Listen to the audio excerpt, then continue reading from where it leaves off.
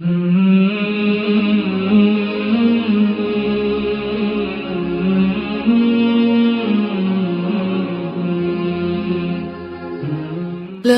إله إلا الله محمد رسول الله نحمده ونصلي على رسوله الكريم اما بعد فاعوذ بالله من الشيطان الرجيم بسم الله الرحمن الرحيم رب اشرح لي صدري ويسر لي امري واحلل عقدة من لساني يفقهوا قولي اذا سألك عبادي عني فاني قريب اجيب دعوة الداعي اذا دعان فَلْيَسْتَجِيبُوا لِي وَلْيُؤْمِنُوا بِي لَعَلَّهُمْ يَرْشُدُونَ۔ اور جب میرے بندے آپ سے میرے بارے میں سوال کریں تو کہہ دیجئے بے شک میں قریب ہوں، میں پکارنے والے کی پکار کا جواب دیتا ہوں۔ جب وہ مجھے پکارے تو ان کو چاہیے کہ وہ بھی میرا حکم مانیں اور مجھ پر ایمان رکھیں تاکہ وہ ہدایت پا جائیں۔ السلام علیکم ورحمۃ اللہ وبرکاتہ۔ کیا حال ہے سب کا؟ الحمدللہ۔ علم کو عمل کے لیے سیکھنا چاہیے۔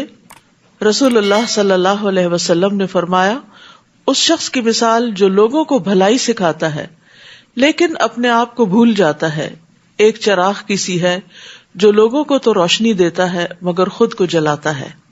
ابو درداء کہتے ہیں کہ تم عالم نہیں بنو گے حتیٰ کہ تم متعلم یعنی علم سیکھنے والے بنو، یعنی کوئی شخص جب تک علم سیکھتا نہیں اس وقت تک عالم نہیں بنتا، اور تم علم سے عالم نہیں بن سکتے، یعنی صرف سیکھنا بھی کافی نہیں حتیٰ کہ تم اس پر عمل کرو، اور تمہارے گناہ کے لیے یہی کافی ہے کہ تم بحث مباحثہ کرنے والے بن جاؤ، یعنی علم حاصل کرنے کا مقصد لوگوں کے ساتھ بحث مباحثہ نہیں ہونا چاہیے، اور تمہارے گناہ کے لیے یہی کافی ہے کہ تم جھگڑا کرنے والے بن جاؤ، یعنی علم کی بنا پر، اور تمہارے جھوٹا ہونے کے لیے یہی کافی ہے کہ تم مسلسل اللہ کی ذات کے علاوہ کسی اور چیز میں گفتگو کرتے رہو، اور چیزوں کے بارے میں اور ٹاپکس پہ بات کرو اور اللہ کو یاد نہ کرو۔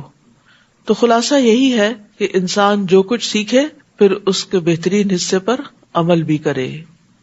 24واں پارہ۔ اعوذ باللہ من الشیطان الرجیم، بسم اللہ الرحمن الرحیم، فمن اظلم ممن کذب علی اللہ وکذب بالصدق اذ جاءہ أليس في جهنم مثوى للكافرين والذي جاء بالصدق وصدق به أولئك هم المتقون۔ شروع کرتی ہوں اللہ کے نام سے جو بے انتہا مہربان نہایت رحم فرمانے والا ہے۔ فمن اظلم ممن كذب على الله وكذب بالصدق اذ جاءه اليس في جهنم مثوى للكافرين۔ پھر اس شخص سے بڑھ کر ظالم کون ہوگا جس نے اللہ پر جھوٹ باندھا اور جب سچی بات اس کے سامنے آئی تو اسے جھٹلا دیا، کیا ایسے کافروں کا دوزخ میں ہی ٹھکانہ نہیں؟ یہاں اللہ سبحانہ تعالیٰ اپنے بندوں کو ڈراتے اور خبردار کرتے ہوئے فرما رہے ہیں کہ اس شخص سے بڑا کوئی ظالم نہیں ہو سکتا جو اللہ پہ جھوٹ باندھے، یعنی کسی ایسی چیز کو اللہ کی طرف منسوب کرے جو اس کے جلال کے شان کے لائق نہیں، یا پھر یہ کہ وہ نبوت کا دعویٰ کرے کہ مجھے اللہ نے نبی بنایا ہے حالانکہ اللہ نے اس کو نبی نہیں بنایا۔ اسی طرح جہالت کی بنا پر بھی اللہ سبحانہ تعالیٰ کی شان کے بارے میں، اس کی ذات کے بارے میں، اس کی صفات کے بارے میں کوئی غلط بات نہیں کرنی چاہیے، جیسے کہ سورۃ الاعراف میں آتا ہے وَأَن تَقُولُوا عَلَى اللَّهِ مَا لَا تَعْلَمُونَ، کہ اللہ کے بارے میں تم وہ بات کرو جو تم جانتے نہیں، تو یہ بدترین بات ہوتی ہے بغیر علم کے اللہ تعالیٰ کے متعلق کوئی بات کرنا۔ اسی طرح اس شخص سے بڑا ظالم بھی کوئی نہیں جس کے پاس حق واضح آیا یعنی واضح دلائل کے ساتھ حق آ گیا لیکن اس نے حق کو نہیں مانا، تو حق کی تکذیب بھی بہت بڑا ظلم ہوتا ہے. ایسے لوگ جو اللہ پہ جھوٹ باندھے اور حق کو جھٹلائیں ان کا ٹھکانہ جہنم ہے. اور اس کے برعکس والذی جاء بالصدق وصدق به اولئک هم المتقون، اور جو شخص سچی بات لایا اور جس نے اس کی تصدیق کی تو یہی لوگ پرہیزگار ہیں. یعنی اللہ سبحانہ وتعالی جھوٹے اور جھٹلانے والے کا جرم اور اس کی سزا ذکر کرنے کے بعد سچے انسان اور اس کی تصدیق کرنے کے ثواب کا ذکر کرتے ہیں کہ جو شخص سچی بات لائے، سچ بات بتائے لوگوں کو اور اپنے قول اور عمل میں بھی سچائی کا حامل ہو، تو اس سے مراد کون ہوتے ہیں؟ پیغمبر ہوتے ہیں، ان کے فالوورز ہوتے ہیں. اور پھر جو ان کی تصدیق کرتے ہیں، وصدق بہ، سچی بات کو سچ ماننا بھی، یہ بھی ایک بہت بڑی نیکی ہے. کیونکہ بعض اوقات انسان سچی بات تو کرتا ہے، سچ بولتا ہے، سچ کو پسند بھی کرتا ہے، لیکن بعض اوقات انا کا شکار بھی ہو جاتا ہے اور کسی کی درست بات کو مان کے نہیں دیتا. تو انا کا شکار ہونا اور حق کو پہچاننے کے باوجود اس کا انکار کرنا یہ بھی درست نہیں. لیکن جس کے اندر یہ دونوں صفات پائی جاتی ہوں، خود بھی سچا ہو اور اس کے ساتھ ساتھ وہ سچائی کی تصدیق کرے، یعنی سچ سامنے آ جائے تو اس کو سچ مانے، اس کو سچ کہے، تو یہی لوگ دراصل متقی ہوتے ہیں. کیونکہ تقویٰ کے علاوہ کوئی چیز نہیں جو انسان کے اندر یہ خوبی پیدا کرے. اور سچائی کی جہاں تک بات ہے تو سچ جو ہے وہ اللہ تعالیٰ کو بہت پسند ہے. عبداللہ رضی اللہ عنہ سے روایت ہے کہ نبی صلی اللہ علیہ وسلم نے فرمایا، یقیناً سچ نیکی کی طرف رہنمائی کرتا ہے اور نیکی جنت کی طرف لے جاتی ہے، اور آدمی مسلسل سچ بولتا رہتا ہے یہاں تک کہ اللہ کے ہاں صدیق لکھ لیا جاتا ہے. اور بلا شبہ جھوٹ برائی کی طرف رہنمائی کرتا ہے اور برائی آگ کی طرف لے جاتی ہے، اور آدمی مسلسل جھوٹ بولتا رہتا ہے یہاں تک کہ اللہ کے ہاں جھوٹا لکھ لیا جاتا ہے. تو جو سچے لوگ ہیں، جو متقی لوگ ہیں، ان کے بارے میں کیا جزا بتائی گئی؟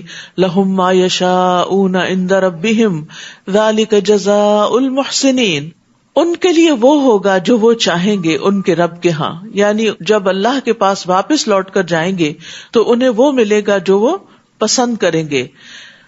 نیکی کرنے والوں کا یہی بدلہ ہے محسنین کا. محسن وہ ہوتا ہے جس کے اندر اخلاص ہو، اور اخلاص والا اللہ کی عبادت ایسے کرتا ہے گویا وہ اللہ کو دیکھ رہا ہو، اس کا دھیان ادھر ادھر نہ ہو، وہ شرک اکبر اور شرک اصغر دونوں سے پاک ہو. جیسے حضرت جبریل علیہ السلام جب آ کر حضور صلی اللہ علیہ وسلم سے سوال کر رہے تھے تو حدیث جبریل میں مل احسان کے جواب میں آپ نے کیا فرمایا؟ ان تعبد اللہ کأنک تراہ، کہ تم اللہ کی عبادت اس طرح کرو گویا تم اللہ کو دیکھ رہے ہو. تو یہ محسن کا کردار ہوتا ہے. یعنی محسن اپنے رویے کے اندر بہت مخلص ہوتا ہے. پھر اسی طرح جو دوسروں کو ان کے حق سے زیادہ دیتا ہے وہ بھی محسن ہوتا ہے. پھر اسی طرح ہر طرح کی نیکی جو ہے وہ احسان کہلاتی ہے. تو محسنین کو کیا ملے گا قیامت کے دن؟ جو وہ طلب کریں گے، جو وہ تمنا کریں گے. لیکفر اللہ عنہم اسوأ الذی عملوا، تاکہ اللہ ان سے وہ برائیاں دور کر دے جو انہوں نے کی تھیں.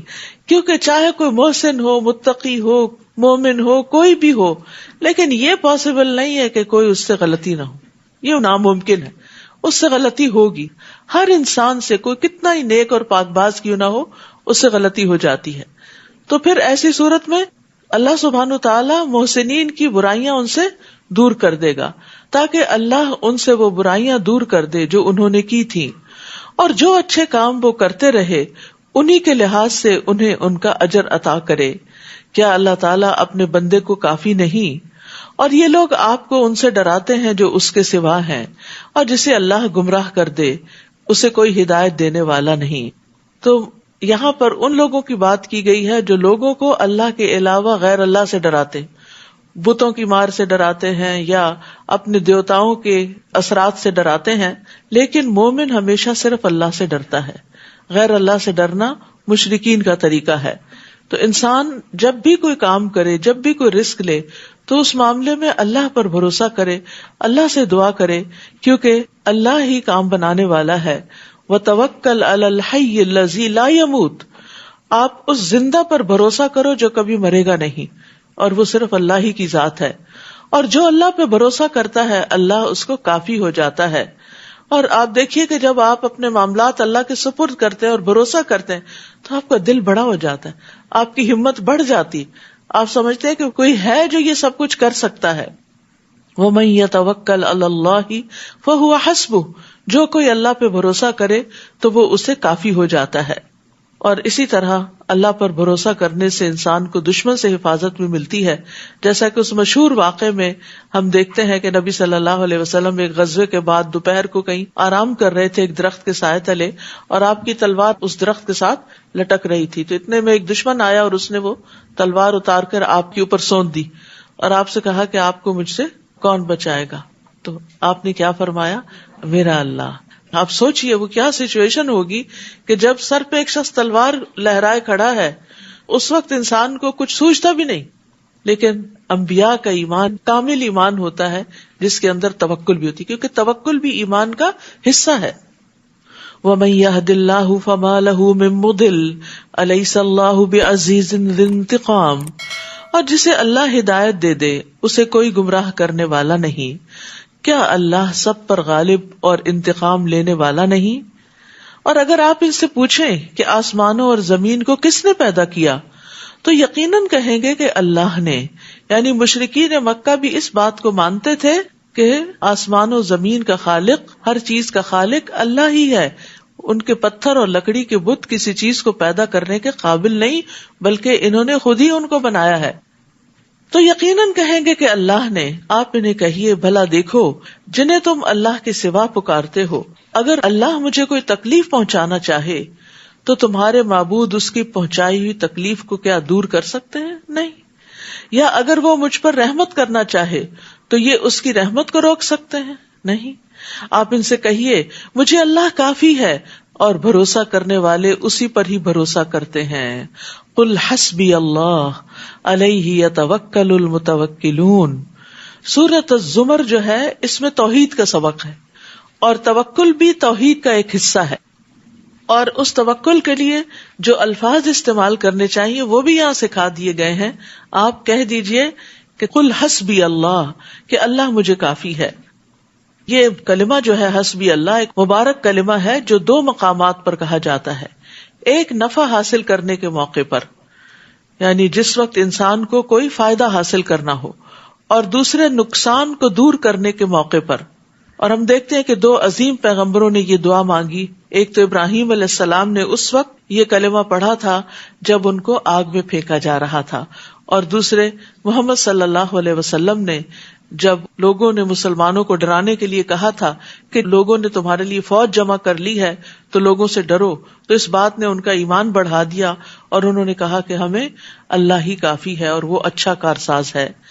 آپ ان سے کہیے اے میری قوم، تم اپنی جگہ کام کرتے جاؤ، میں اپنی جگہ کر رہا ہوں، پھر جلد ہی تمہیں معلوم ہو جائے گا کہ کس پر ایسا عذاب آتا ہے جو اسے رسوا کر دے اور اس پر دائمی عذاب نازل ہوتا ہے.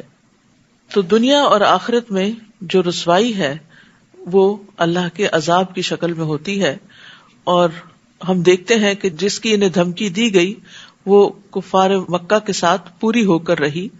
دنیا میں بھی اللہ نے ان کو عذاب دیا، جیسے وہ قتل ہوئے، قیدی بنے، بھوک اور قحط میں مبتلا ہوئے، اور اسی طرح پھر بدر کے میدان میں پہنچے اور پھر وہاں سے جہنم رسید ہوئے.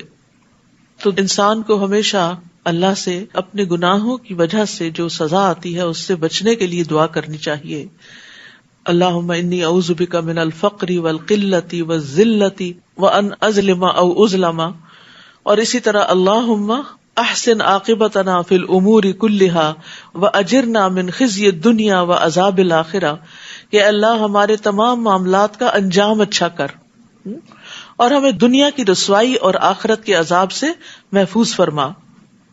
انا انزلنا علیک الکتاب للناس بالحق، بلا شبہ ہم نے یہ کتاب تمام لوگوں کے لیے آپ پر حق کے ساتھ نازل کی ہے. پھر جو سیدھی راہ پر آ گیا تو اس کا اپنا ہی فائدہ ہے، اور جو بھٹک گیا تو اس کے بھٹکنے کا وبال بھی اسی پر ہے، اور آپ ان کے ذمہ دار نہیں. اللہ یتوفی الانفس حین موتها واللتی لم تمت فی منامها، اللہ ہی ہے جو موت کے وقت روحیں قبض کر لیتا ہے، اور جو مرا نہ ہو اس کی روح نیند کی حالت میں قبض کر لیتا ہے. پھر جس کی موت کا فیصلہ ہو چکا ہو تو اس کی روح کو تو روک لیتا ہے اور دوسری روحیں ایک مقررہ وقت تک کے لیے واپس بھیج دیتا ہے. غور و فکر کرنے والے لوگوں کے لیے اس میں بہت سی نشانیاں ہیں.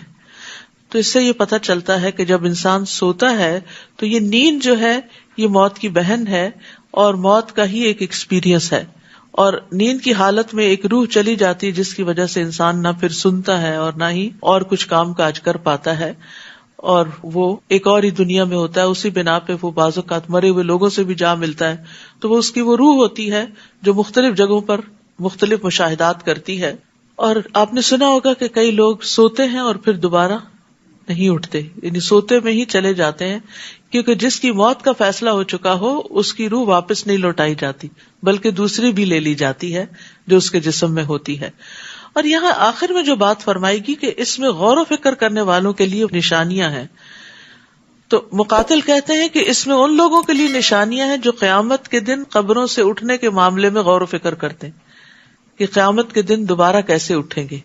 ایسے ہی جیسے اللہ دوبارہ دنیا میں روح بھیج دیتا ہے نیند سے جاگتے وقت، تو وہاں قبر میں بھی دوبارہ بھیجے گا اور انسان قبروں سے باہر نکل آئے گا. یعنی سونے والے کی روح کو قبض کرنا، پھر اس کو قبض کرنے کے بعد چھوڑ دینا، قیامت کے دن قبروں سے دوبارہ اٹھائے جانے پر دلیل ہے. تو انسان کو سوتے اور جاگتے وقت اپنی موت کو یاد رکھنا چاہیے. اسی لیے ہم صبح اٹھ کے کیا دعا کرتے ہیں؟ الحمدللہ الذی احیانا بعدما اماتنا والیہ النشور. اور جب سونے لگتے ہیں تو ہاتھ گال کے نیچے رکھ کے کیا کہتے ہیں؟ اللہم بسمک اموت واحیا. اور اسی طرح بسمک ربی وضعت جنبی وبک ارفعہ ان امسکت نفسی فارحمھا یا فاغفر لھا، دونوں طرح آتا ہے. وَإِنْ أَرْسَلْتَهَا فَاحْفَظْهَا بِمَا تَحْفَظُ بِهِ عِبَادَكَ الصَّالِحِينَ، کہ میرے رب تیرے نام سے میں نے اپنا پہلو رکھا، تیرے ہی نام سے اٹھاؤں گا. اگر تو نے میری جان کو روک لیا تو اس پہ رحم کرنا، یعنی اگر روح واپس نہیں لوٹائی تو رحم فرمانا، اور اگر اس کو چھوڑ دیا یعنی زندگی باقی رکھی تو اس کی اس طرح حفاظت کرنا جس طرح تو اپنے نیک بندوں کی حفاظت کرتا ہے. تو اس سے یہ بھی پتہ چلتا ہے کہ اللہ اپنے نیک بندوں کی حفاظت کرتا ہے. تو اگر ہم حفاظت چاہتے ہیں تو ہمیں زیادہ سے زیادہ نیک کام کرنے چاہیے اور گناہوں کو چھوڑ دینا چاہیے. کیا ان لوگوں نے اللہ کے سوا کچھ اور سفارشی بنا رکھے ہیں؟ آپ ان سے کہیے اگر وہ کسی چیز کا اختیار ہی نہ رکھتے ہوں اور نہ عقل رکھتے ہوں تو پھر سفارش کیسے کریں گے؟ آپ ان سے کہیے کہ سفارش پوری کی پوری اللہ ہی کے اختیار میں ہے، آسمانوں اور زمین میں اسی کی حکومت ہے، پھر تم اسی کی طرف لوٹائے جاؤ گے. اور جب اللہ اکیلے کا ذکر کیا جائے تو جو لوگ آخرت پر ایمان نہیں رکھتے ان کے دل گھٹ جاتے ہیں، اور جب اللہ کے علاوہ دوسروں کا ذکر کیا جائے تو بڑے خوش ہو جاتے ہیں. ہمیں بھی سوچنا چاہیے کہ ہمارا دل کس بات پہ گھٹتا ہے اور کس پہ خوش ہوتا ہے. کیا اللہ کے ذکر پہ تو نہیں ہمارا دل گھٹتا؟ ہاں اتنی دیر اللہ کی باتیں سننی پڑیں گی یا پڑھنی ہوگی یا کرنی ہوگی کوئی، لیکن دوسری طرف مومن جو ہوتا ہے جب اللہ کا ذکر کیا جاتا ہے تو اس کا دل خوش ہو جاتا ہے، مطمئن ہو جاتا ہے، وہ دل لگا کے وہ بات سنتا ہے. اور مشرکین کیا کرتے تھے؟ غیر اللہ کے ذکر سے خوش ہوتے تھے اور اللہ کے ذکر پر ان کے دل گھٹ جاتے تھے. اور یہ ہر انسان پہ ویری کرتا ہے کہ وہ کس چیز کو پسند کرتا ہے، کیونکہ جو جس چیز کو پسند کرتا ہے اس کا ذکر آتے ہی اس کے منہ پہ مسکراہٹ آ جاتی. یعنی آپ دیکھیے اپنی عام زندگی میں بھی کہ کون سی چیزیں ہیں جن کے ذکر سے بھی آپ خوش ہو جاتے ہیں، تو یقیناً وہ چیزیں ہوں گی جو آپ کی پسندیدہ ہیں. اور کون سی چیزیں ہیں جن کا نام سنتے ہی آپ کے اندر ایک وحشت اور گھبراہٹ شروع ہو جاتی ہے. تو اس سے بھی آپ اپنا جائزہ لے سکتے ہیں کہ آپ کہاں کھڑے ہیں، یعنی آپ کا ایمان کتنا ہے اور آپ کی دلچسپیاں کتنی ہیں. تو ایمان والے جو ہیں وہ دن کے مختلف اوقات میں اللہ کو یاد کرتے ہیں اور اس کی طرف رجوع کرتے ہیں اور خوش ہوتے ہیں. مثلاً آپ صبح اٹھتے ہیں تو اللہ کو یاد کرتے ہیں، اذان سنتے ہیں تو اللہ کو یاد کرتے ہیں، وضو کرتے ہیں تو پھر اللہ کا ذکر کرتے ہیں، نماز بذات خود ذکر ہے، نماز کے بعد بھی کرتے ہیں، پھر صبح شام کی اذکار کرتے ہیں، کھانا کھاتے ہیں تو یہ اس طرح کی جتنی بھی دعائیں ہیں یہ ساری ایک کتاب ہے دعا کیجیے اور اسٹال پہ اویلیبل بھی ہے. اس میں دن میں اور مختلف مواقع پہ جو دعائیں مومن کرتا ہے، قرآن کی دعائیں، سنت سے دعائیں، والدین کے لیے دعائیں، بخشش کی دعائیں، آئینہ دیکھنے کی دعائیں، اور بہت سی دعائیں جو انسان کو کرنی چاہیے جو نبی صلی اللہ علیہ وسلم سے ثابت ہے. میں سمجھتی ہوں ہر گھر میں یہ کتاب ہونی چاہیے تاکہ کسی بھی موقع کی مناسبت سے وہ دعائیں نکال کر انسان پڑھ سکتا ہے، یا روٹین میں بھی انسان تھوڑی تھوڑی کر کے روز ان چیزوں کو یاد بھی کر سکتا ہے اور پڑھ بھی سکتا ہے. قل اللہم فاطر السماوات والارض عالم الغیب والشہادہ انت تحکم بین عبادک فیما کانوا فیہ یختلفون. آپ کہیے اے اللہ آسمانوں اور زمین کے پیدا کرنے والے، غیب اور حاضر کو جاننے والے، تو ہی اپنے بندوں میں ایسی چیز کا فیصلہ کرے گا جس میں وہ اختلاف کر رہے ہیں. اور اگر ان ظالموں کو زمین کی ساری دولت میسر ہو اور اتنی ہی اور بھی ہو تو وہ روز قیامت کے برے عذاب سے بچنے کے لیے فدیے میں دینے کو تیار ہو جائیں گے. اس دن اللہ کی طرف سے ان کے لیے ایسا عذاب ظاہر ہوگا جو ان کے وہم و گمان میں بھی نہ ہوگا. تو یہاں ہم دیکھتے ہیں کہ یہ جو بات ہے نا وَبَدَا لَهُم مِّنَ اللَّهِ مَا لَمْ يَكُونُوا يَحْتَسِبُونَ، کہ اس دن اللہ کی طرف سے ایسا عذاب ظاہر ہوگا جس کا انہوں نے سوچا بھی نہ ہوگا. تو پائس پریڈیسیسرز اسلاف جو تھے وہ اس آیت سے بہت ڈرتے تھے کہ کہیں ایسا نہ ہو کہ ہم یہ سمجھے کہ ہم بڑے اچھے اچھے کام کر رہے ہیں اور کل جائیں اور وہاں دیکھیں تو وہ اچھے کاموں میں شامل ہی نہیں ہوئے ہوں. مجاہد کہتے ہیں کہ انہوں نے ایسے عمل کیے جنہیں وہ نیک سمجھتے تھے لیکن اصل میں وہ برے تھے. انٹینشن کی وجہ سے ہو گئے یا طریقہ غلط تھا یا کوئی بدعت تھی، اور ہو سکتا ہے کہ انہوں نے یہ گمان کر لیا ہو کہ ان کے یہ گناہ توبہ کے بغیر ہی معاف ہو جائیں گے.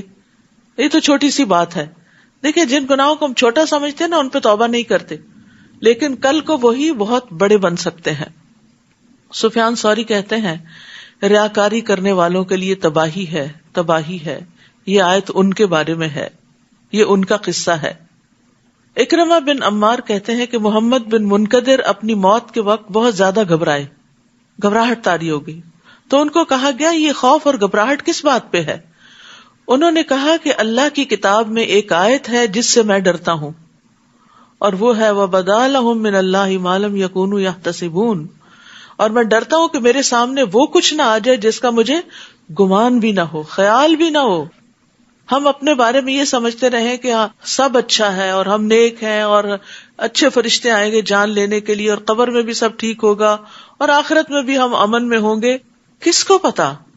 تو انسان کو کبھی بھی بے خوف نہیں ہونا چاہیے، اور جو کام وہ کرتے رہے اس کے برے نتائج ان کے سامنے آ جائیں گے، اور جس عذاب کا وہ مذاق اڑایا کرتے تھے وہ انہیں آ گھیرے گا.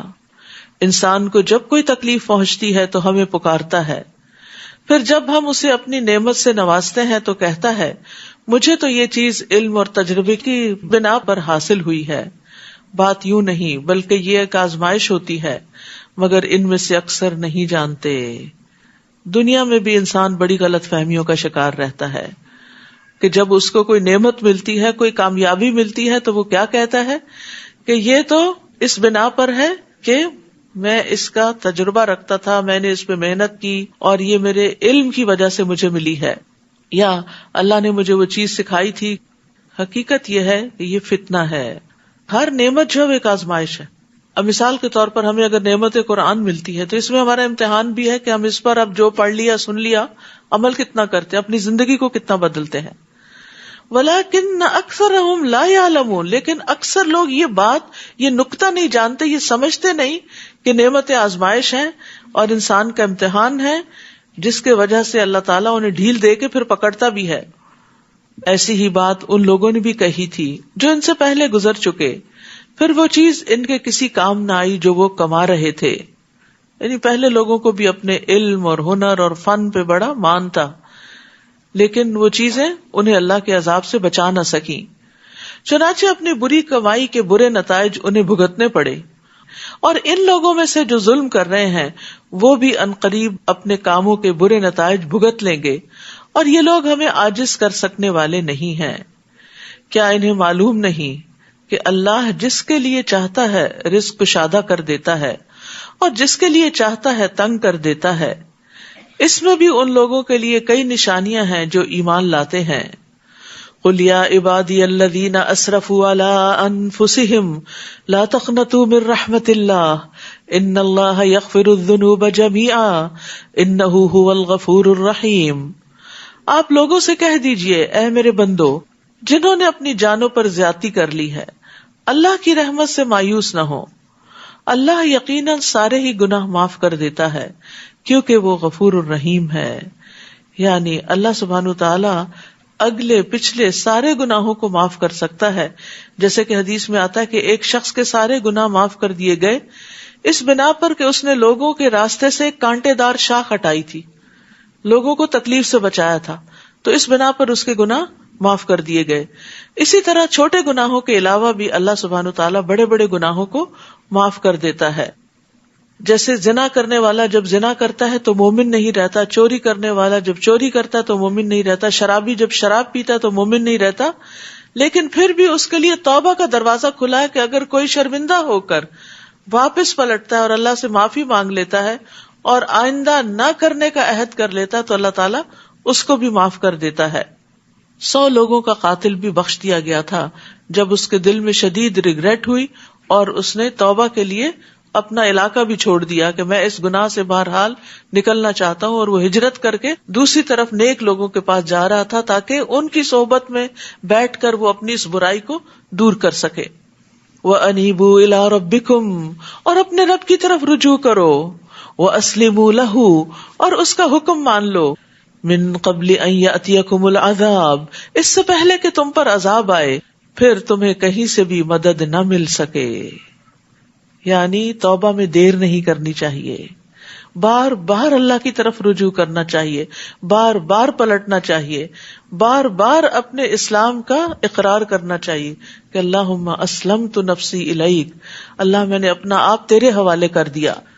واتبعوا احسن ما انزل الیکم من ربکم، اور جو کچھ تمہاری طرف تمہارے رب کی جانب سے نازل ہوا ہے اس کے بہترین حصے کی پیروی کرو، اس سے قبل کہ اچانک تم پر عذاب آ جائے اور تمہیں خبر بھی نہ ہو. یعنی جب کوئی مصیبت آتی ہے تو بعض اوقات اتنی اچانک آتی ہے کہ انسان کہتا ہے میں نے تو کبھی سوچا ہی نہیں تھا. تو اسی طرح انسان کو اپنی زندگی کا ہی نہیں پتا کہ کس وقت یہ پرندہ یہاں سے اڑ جائے، ہمارے اندر سے نکل کے روح چلی جائے اور انسان اس کے بعد ہونٹ ہلانے کے بھی قابل نہ رہے. تو اس لیے انسان کو جو مہلت ملی ہے، جو موقع ملا ہے، جو وقت ملا ہے، اس سے فائدہ اٹھا لے. ان تقول نفس یا حسرتا علی ما فرطت فی جنب اللہ وان کنت لمن الساخرین. کہیں ایسا نہ ہو کہ اس وقت کوئی کہنے لگے، یعنی جب مصیبت سامنے آ جائے، موت سامنے آ جائے، جب توبہ کا دروازہ بند ہو جائے، افسوس میری اس کوتاہی پر جو میں اللہ کے حق میں کرتا رہا اور میں تو مذاق اڑانے والوں میں سے تھا. یعنی میں نے تو دین کو کبھی سیریسلی لیا ہی نہیں تھا، میں نے تو اس کو بس ایک کھیل تماشا بنا رکھا تھا. یا یوں کہے لو ان اللہ ہدانی لکنت من المتقین، اگر اللہ مجھے ہدایت دیتا تو میں بھی پرہیزگاروں میں سے ہوتا. یا جب عذاب دیکھے تو کہنے لگے لو ان لی کرۃ فاکون من المحسنین، مجھے ایک اور موقع مل جائے تو میں نیک کام کرنے والوں میں شامل ہو جاؤں. بلا قد جاءتک آیاتی فکذبت بها واستکبرت وکنت من الکافرین. اللہ فرمائے گا کیوں نہیں، تیرے پاس میری آیات آئیں تو تو نے انہیں جھٹلا دیا اور اکڑ بیٹھا، اور تو تھا ہی کافروں میں سے، انکار کرنے والوں میں سے، یعنی تو نے مان کر ہی نہیں دیا. وَيَوْمَ الْقِيَامَةِ تَرَى الَّذِينَ كَذَبُوا عَلَى اللَّهِ وُجُوهُهُمْ مُسْوَدَّةٌ. جن لوگوں نے اللہ پر جھوٹ بولا تھا قیامت کے دن آپ دیکھ لیں گے کہ ان کے چہرے سیاہ ہو رہے ہوں گے. پارے کا آغاز اسی بات سے شروع ہے کہ اس سے بڑا ظالم کون ہے جو اللہ پہ جھوٹ باندھے، اور یہاں اس کی سزا بتا دی گئی کہ جو اللہ پہ جھوٹ باندھتے ہیں قیامت کے دن ان کے چہرے سیاہ ہوں گے. کیا جہنم میں تکبر کرنے والوں کا ٹھکانہ نہیں؟ یعنی بہت ہے. وَيُنَجِّ اللَّهُ الَّذِينَ اتَّقَوْا بِمَفَازَتِهِمْ لَا يَمَسُّهُمُ السُّوءُ وَلَا هُمْ يَحْزَنُونَ. اور جو لوگ اللہ سے ڈرتے رہے اللہ انہیں ان کی کامیابی کی وجہ سے ہر جگہ پر نجات دے گا، انہیں نہ تو کوئی تکلیف پہنچے گی اور نہ وہ غم زدہ ہوں گے. اللہ خالق کل شیء وہو علی کل شیء وکیل. اللہ ہی ہر چیز کا خالق ہے، ہر چیز اللہ نے پیدا کی ہے اور وہی ہر چیز کا نگہبان بھی ہے. سب چیزوں کی نگرانی بھی وہی کر رہا ہے کہ یہ چیزیں کیسے کام کر رہی ہیں، اس کی منشا کے مطابق یا نہیں. لہو مقالید السماوات والارض، آسمانوں اور زمین کی کنجیاں اسی کے پاس ہیں. سارے خزانوں کا مالک وہی ہے، اور جن لوگوں نے اللہ کی آیات کا انکار کیا وہی خسارہ اٹھانے والے ہیں. آپ ان سے کہیے اے جاہلو، کیا تم مجھے یہ مشورہ دیتے ہو کہ میں اللہ کے سوا کسی دوسرے کی عبادت کروں؟ افغیر اللہ تأمرونی اعبد ایھا الجاہلون. حالانکہ آپ کی طرف یہ وحی کی جا چکی ہے اور ان لوگوں کی طرف بھی جو آپ سے پہلے تھے کہ اگر آپ نے شرک کیا تو آپ کے عمل بھی برباد ہو جائیں گے اور آپ خسارہ اٹھانے والوں میں شامل ہو جائیں گے. یعنی شرک کا گناہ کسی سے بھی قابل قبول نہیں. تو اس لیے انسان کو سب سے زیادہ جس چیز کی فکر ہونی چاہیے وہ اپنی زندگی سے شرک نکالنے کی. اور وہ کب نکالے گا؟ جب اس کو پتا ہوگا کہ شرک ہے کیا. کیونکہ اگر یہ پتا ہی نہیں کہ شرک کیا ہے تو شرک سے نکلے گا کیسے انسان؟ تو اس لیے فَاعْلَمْ أَنَّهُ لَا إِلَٰهَ إِلَّا هُوَ، اس بات کا علم حاصل کرو کہ اللہ تعالیٰ ایک ہے. اور کون سی چیزیں اللہ کی ذات میں یا صفات میں شریک بن جاتی ہیں اور کیا کہنا شرک ہو جاتا ہے، ان باتوں کا خوب علم ہونا چاہیے، ورنہ تو اللہ سبحانہ وتعالیٰ شرک کو معاف نہیں کرے گا. باقی گناہ تو چاہے سزا دیے بغیر معاف کر دے یا سزا دے کے معاف کرے. بل اللہ فاعبد وکم من الشاکرین، بلکہ آپ اللہ ہی کی عبادت کیجیے اور اس کے شکر گزار بن کر رہیے. اور ان لوگوں نے اللہ کی قدر نہیں کی جیسا کہ اس کی قدر کرنے کا حق ہے. قیامت کے دن ساری زمین اس کی مٹھی میں اور تمام آسمان اس کے دائیں ہاتھ میں لپیٹے ہوئے ہوں گے. وہ ان باتوں سے پاک اور بالا تر ہے جو یہ لوگ اس کے شریک ٹھہراتے ہیں. اللہ سبحانہ تعالیٰ کی عظمت اور قدر کو حقیقت میں ہم لوگ نہیں جانتے، لیکن یہ ہے کہ اگر انسان جان لے تو پھر اس کے اندر لازماً اللہ کی عبادت کا شوق آ جائے، وہ اس کے آگے جھک جائے. کیونکہ ہوتا یہ ہے کہ دنیا میں جب ہم کسی سے انسپائر ہوتے ہیں اور وہ ہمارے ہی جیسے انسان ہوتے ہیں، تھوڑی بہت اگر ان کی کوئی اچیومنٹ ہوتی ہے تو ہم ان کے آگے جھک جاتے ہیں، ان کے مطیع ہو جاتے ہیں، سرنگوں ہو جاتے ہیں. تو سوچئے کہ جو شخص اللہ کو پہچان لے پھر کیا وہ اللہ کے آگے نہیں جھکے گا؟ ہو ہی نہیں سکتا کہ وہ اللہ کے آگے پھر نہ جھکے. تو یہ اللہ کی ناقدری ہے، اللہ کو نہ پہچاننا ہے کہ انسان پھر اس کی طرف رجوع نہیں کرتا. عبداللہ ابن عمر کہتے ہیں کہ رسول اللہ صلی اللہ علیہ وسلم نے فرمایا، قیامت کے دن اللہ عز و جل آسمانوں کو لپیٹ لے گا، پھر انہیں اپنے دائیں ہاتھ میں لے کے فرمائے گا میں بادشاہ ہوں، کہاں ہے جبار، کہاں ہے تکبر کرنے والے. پھر زمینوں کو اپنے بائیں ہاتھ میں لے کر لپیٹے گا اور فرمائے گا میں بادشاہ ہوں، کہاں ہے جبار، کہاں ہے تکبر کرنے والے. تو اللہ کے سامنے تو کوئی پر نہیں مار سکتا. اس لیے جب ہم اللہ اکبر کہیں تو واقعی دل سے کہا کریں کہ وہی سب سے بڑا ہے. اور جب سور پھونکا جائے گا تو جو بھی آسمانوں اور زمین میں موجود مخلوق ہے سب بے ہوش ہو کر گر پڑیں گے مگر جسے اللہ بچانا چاہے. پھر جب دوسری بار سور پھونکا جائے گا تو فوراً سب کے سب اٹھ کر دیکھنے لگیں گے. وَأَشْرَقَتِ الْأَرْضُ بِنُورِ رَبِّهَا، اور زمین اپنے رب کے نور سے جگمگا اٹھے گی، چمک اٹھے گی، اور سب کی کتاب اعمال لا کر رکھ دی جائے گی، بک آف ڈیڈ. اور انبیاء اور تمام گواہ حاضر کیے جائیں گے اور لوگوں میں انصاف کے ساتھ فیصلہ کیا جائے گا اور ان پر ظلم نہیں کیا جائے گا. یہ تفصیل بتا دی گئی کہ یہ سب کچھ ہوگا کیسے. اس کے بعد بھی اگر کوئی شخص یہ سمجھے کہ پتہ نہیں حساب ہے کہ نہیں اور ملاقات ہے کہ نہیں اور جنت ہے کہ نہیں اور جہنم ہے کہ نہیں، یقین ہی نہ ہو اس کے اندر، تو پھر اس کا طرز عمل کیسے بدل سکتا ہے. تو اب یہ تو قرآن ہمیں بتا رہا ہے نا کہ اس دن زمین کیسی ہوگی اور کس طرح نامہ اعمال رکھا جائے گا اور کس طرح انبیاء اور گواہ آ جائیں گے اور پھر ہر شخص کا فیصلہ کیا جائے گا، ہر شخص کے اعمال تولے جائیں گے. حدیث میں آتا ہے قیامت کے دن لوگوں کا حشر سفید اور سرخی آمیز زمین پر ہوگا، جیسے میدے کی روٹی صاف اور سفید ہوتی ہے، اس پر کسی چیز کا کوئی نشان نہ ہو. یعنی جب آپ میدے کو بیلتے ہیں نا سموسے وغیرہ بنانے کے لیے تو وائٹ سی جو ٹکیاں بنتی ہے، اس طرح پلین بالکل اسموتھ صاف ستھری زمین ہوگی جس پہ ہر شخص کھڑا ہوگا اور کوئی شخص کسی چیز کے پیچھے چھپ نہ سکے گا، اور روشنی بھی ہوگی وہاں، تو پھر ہر شخص کے اعمال اور اس کے کام اور اس کی شکل اور ہر چیز پر واضح بھی ہو جائے گی. ہم سب کو اس جگہ سے گزرنا ہے، یہ سب دیکھنا ہے، اسے اپنی زندگی میں دیکھتے رہا کریں. کبھی اپنے آپ کو کسی جگہ لے جا کے کھڑا کریں، کبھی کسی جگہ کھڑا کریں، تاکہ جس دن یہ پیش آئے تو ہم اس سے بے خبر نہ ہوں. ہمیں پہلے سے پتا یہ تو ہونا تھا، یہ تو رب کا وعدہ تھا اور یہ تو سچا وعدہ تھا.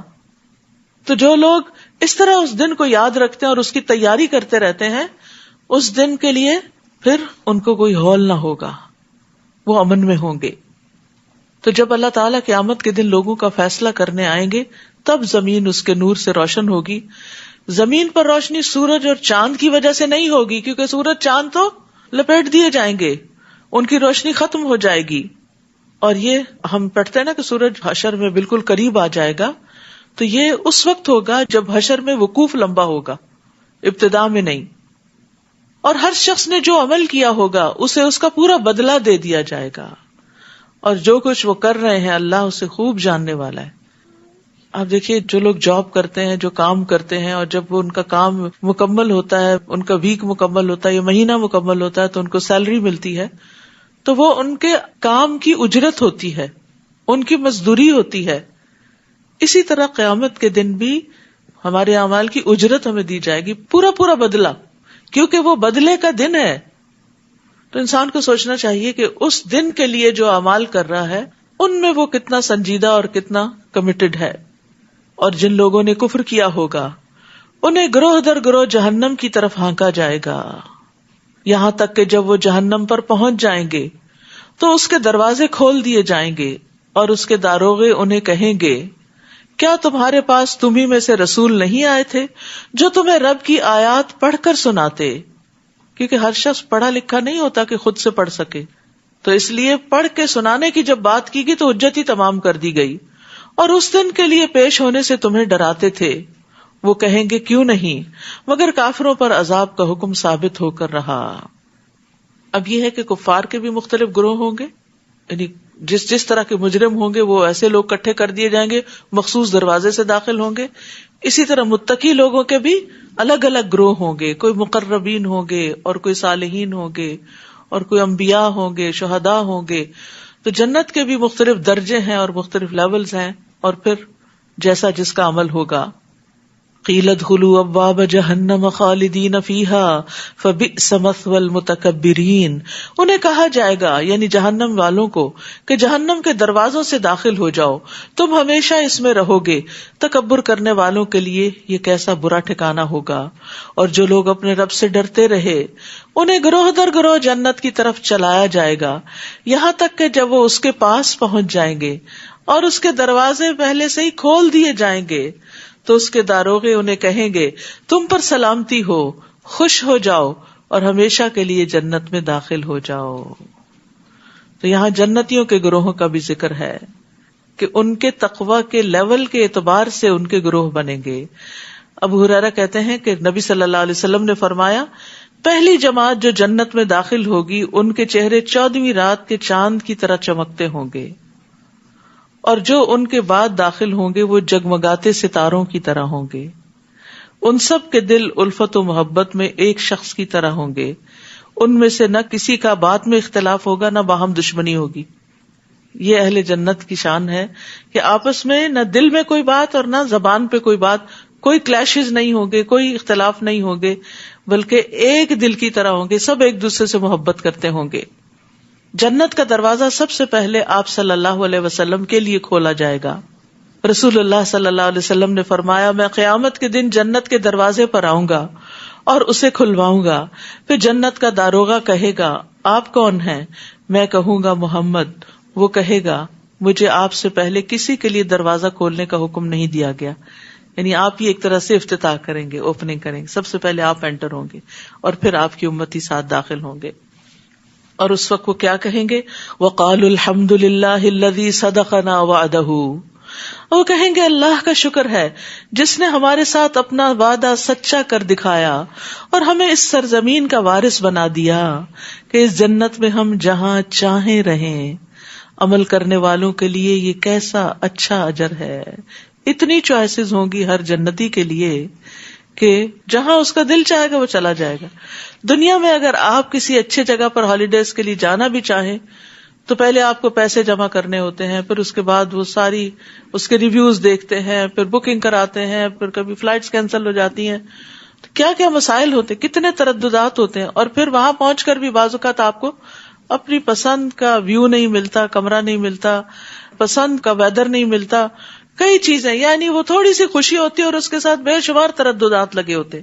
لیکن جنت میں داخل ہوتے ہی کسی قسم کا کوئی تردد, کوئی تھکاوٹ نہیں, اور جو انسان چاہے گا وہ اس کو ملتا چلا جائے گا.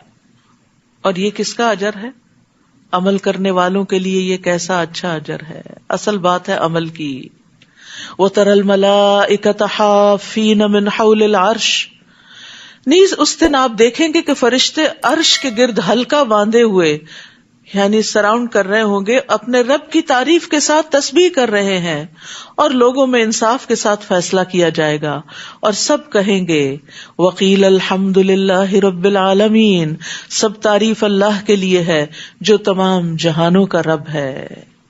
یعنی پوری کائنات اللہ کی حمد کر رہی ہوگی, آسمان والے, زمین والے, نیک اور بد, جن و انس, حتیٰ کہ آگ والے بھی اللہ کی حمد بیان کریں گے.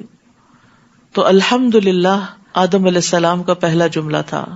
مومن کی جان نکلتی ہے تو وہ الحمدللہ کہہ رہا ہوتا ہے. جنت میں داخلے پر ایمان والے الحمدللہ کہیں گے, الحمدللہ الذی ہدانا لہذا. اور جنتیوں کا تو پھر کھانا پینا ہی یہی ہوگا, یعنی اللہ کی حمد و ثنا. نبی صلی اللہ علیہ وسلم فرماتے ہیں یقیناً اہل جنت کھائیں گے جنت میں اور پیئیں گے, لیکن نہ اس میں تھوکیں گے, نہ پیشاب کریں گے, نہ رفع حاجت ہوگی, اور نہ ہی ناک سے ریزش گرائیں گے. کوئی گندگی نہیں ہوگی, کوئی بیڈ ڈسکریشن نہیں ہوگی.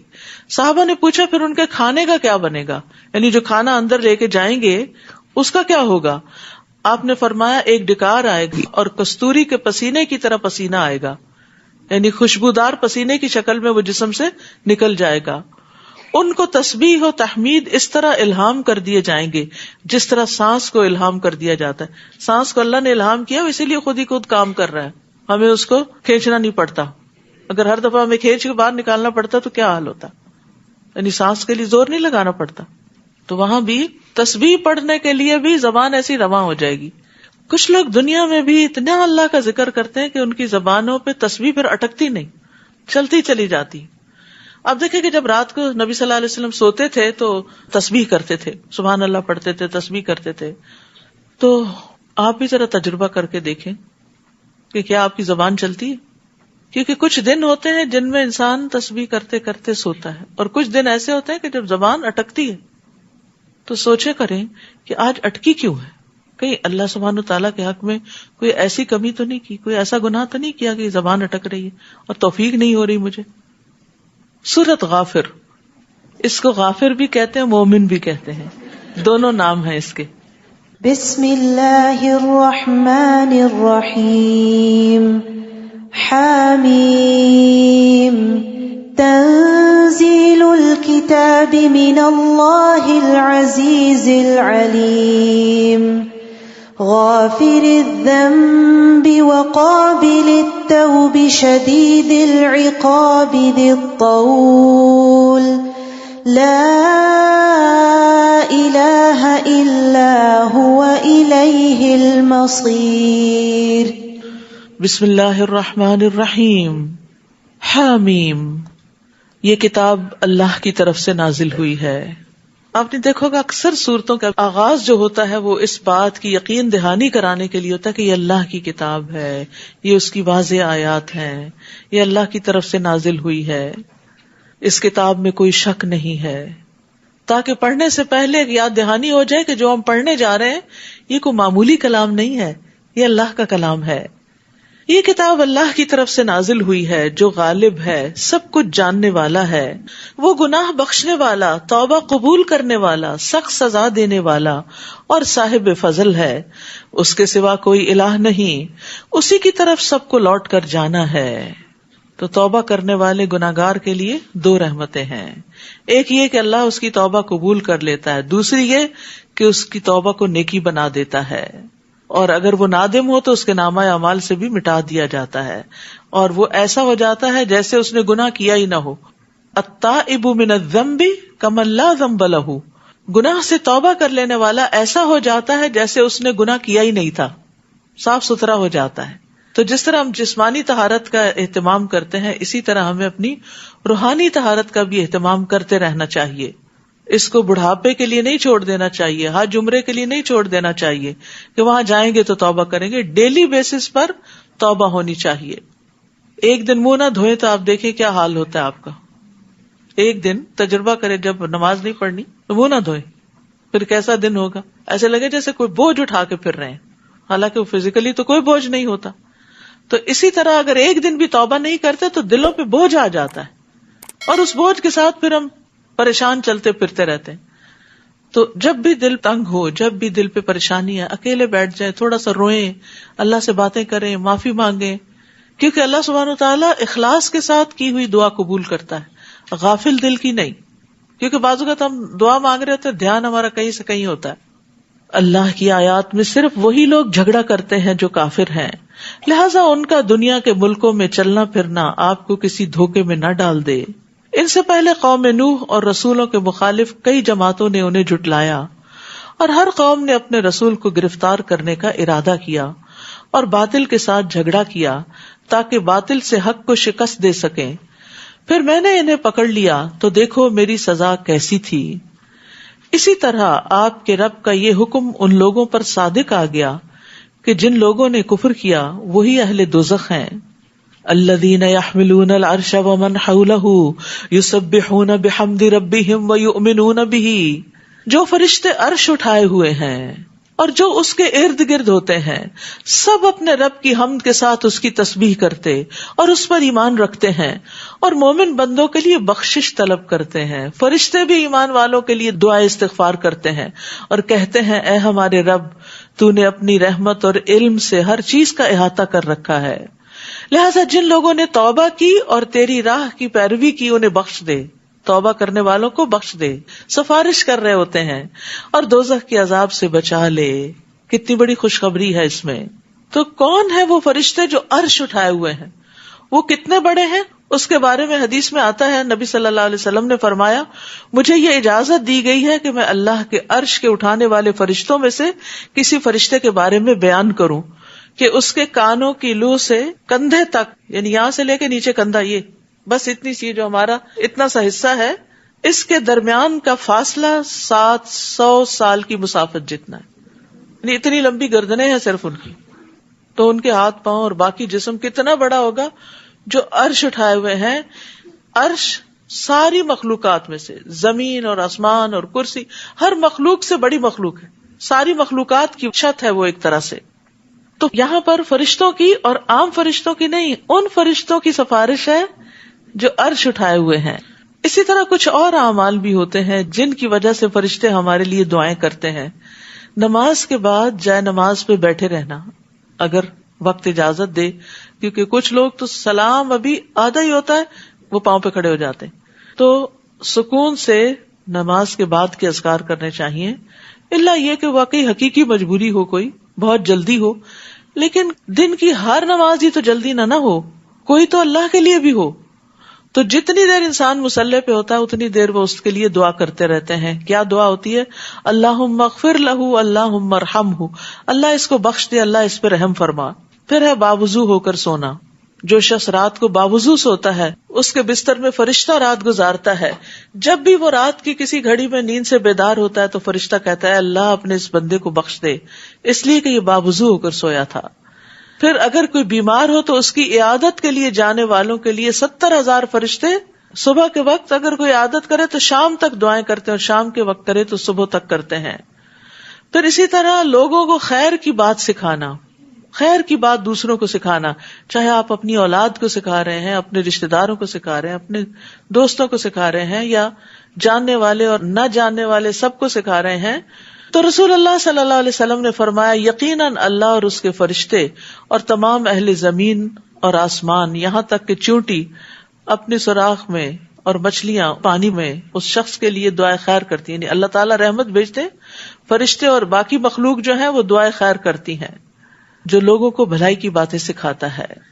اصل میں عربی میں لفظ لا یصلون آتا ہے جس میں دونوں معنی پائے جاتے ہیں، تو ایک ہی لفظ چل جاتا ہے. لیکن جب اردو ترجمہ ہم کرتے ہیں تو پھر اللہ تعالیٰ تو دعا نہیں کرتے، وہ تو دعا قبول کرتے ہیں. تو اس لیے خیر پھیلانے والے بن جائیں، خیر کی کنجیاں بن جائیں، شر کے تالے بن جائیں، ہر جگہ خیر پھیلائیں، اور آغاز اپنے آپ سے کریں اور گھر والوں سے کریں. پھر اسی طرح سحری کرنے والوں پر اللہ تعالیٰ رحمت کرتے ہیں اور فرشتے ان کے لیے دعائیں کرتے ہیں. پھر اسی طرح کسی کی غیر موجودگی میں اس کے لیے دعا کرنے والے کے لیے ایک فرشتہ مقرر ہوتا ہے. جو مسلمان پیٹھ پیچھے کسی مسلمان کے لیے دعا کرتا ہے تو وہ فرشتہ ساتھ ساتھ کہتا ہے تجھے بھی ایسا ہی ملے. اور وہ اور کیا دعائیں کرتے ہیں؟ ربنا وادخلہم جنات عدن التی وعدتہم، اے ہمارے رب انہیں ان ہمیشہ رہنے والے باغات میں داخل کر جس کا تو نے ان سے وعدہ کیا ہے، اور ان کے آباء و اجداد، ان کی بیویوں اور ان کی اولاد میں سے جو صالح ہیں انہیں بھی، یعنی جو نیک ہیں ان کو بھی. بلا شبہ تو ہر چیز پر غالب حکمت والا ہے. اولاد میں سے جو نیک ہیں ان کو اللہ سب کو نیک بنا دے تاکہ وہ ماں باپ کے ساتھ رہیں آخرت میں، اور انہیں برائیوں سے بچا لے. اس روز جسے تو نے برائیوں سے بچا لیا گویا تو نے اس پر رحمت کر دی، اور یہی بڑی کامیابی ہے. اور جن لوگوں نے کفر کیا قیامت کے دن انہیں پکار کر کہا جائے گا کہ آج جتنا غصہ تمہیں اپنے آپ پہ آ رہا ہے اللہ کو تم پر اس سے زیادہ غصہ آتا تھا جب تمہیں ایمان کی طرف دعوت دی جاتی تھی تو تم انکار کر دیتے تھے، ایمان کی دعوت کو قبول نہیں کرتے تھے. وہ کہیں گے ہمارے رب تو نے 2 دفعہ ہمیں مارا اور 2 دفعہ زندہ کیا، ہم اپنے گناہوں کا اعتراف کرتے ہیں، اب کیا یہاں سے نکلنے کی کوئی راہ ہے؟ تو obviously وہاں سے تو اب کوئی نہیں نکلے گا، جہنم میں تو پکڑے گئے. جواب ملے گا تمہارا یہ حال اس لیے ہے کہ جب تمہیں اللہ اکیلے کی طرف بلایا جاتا تھا تو تم انکار کر دیتے تھے، اور اگر اس کے ساتھ کوئی شریک بنایا جاتا تو تم مان لیتے تھے. اب فیصلہ تو اللہ ہی کے ہاتھ میں ہے جو عالی شان اور کبریائی والا ہے.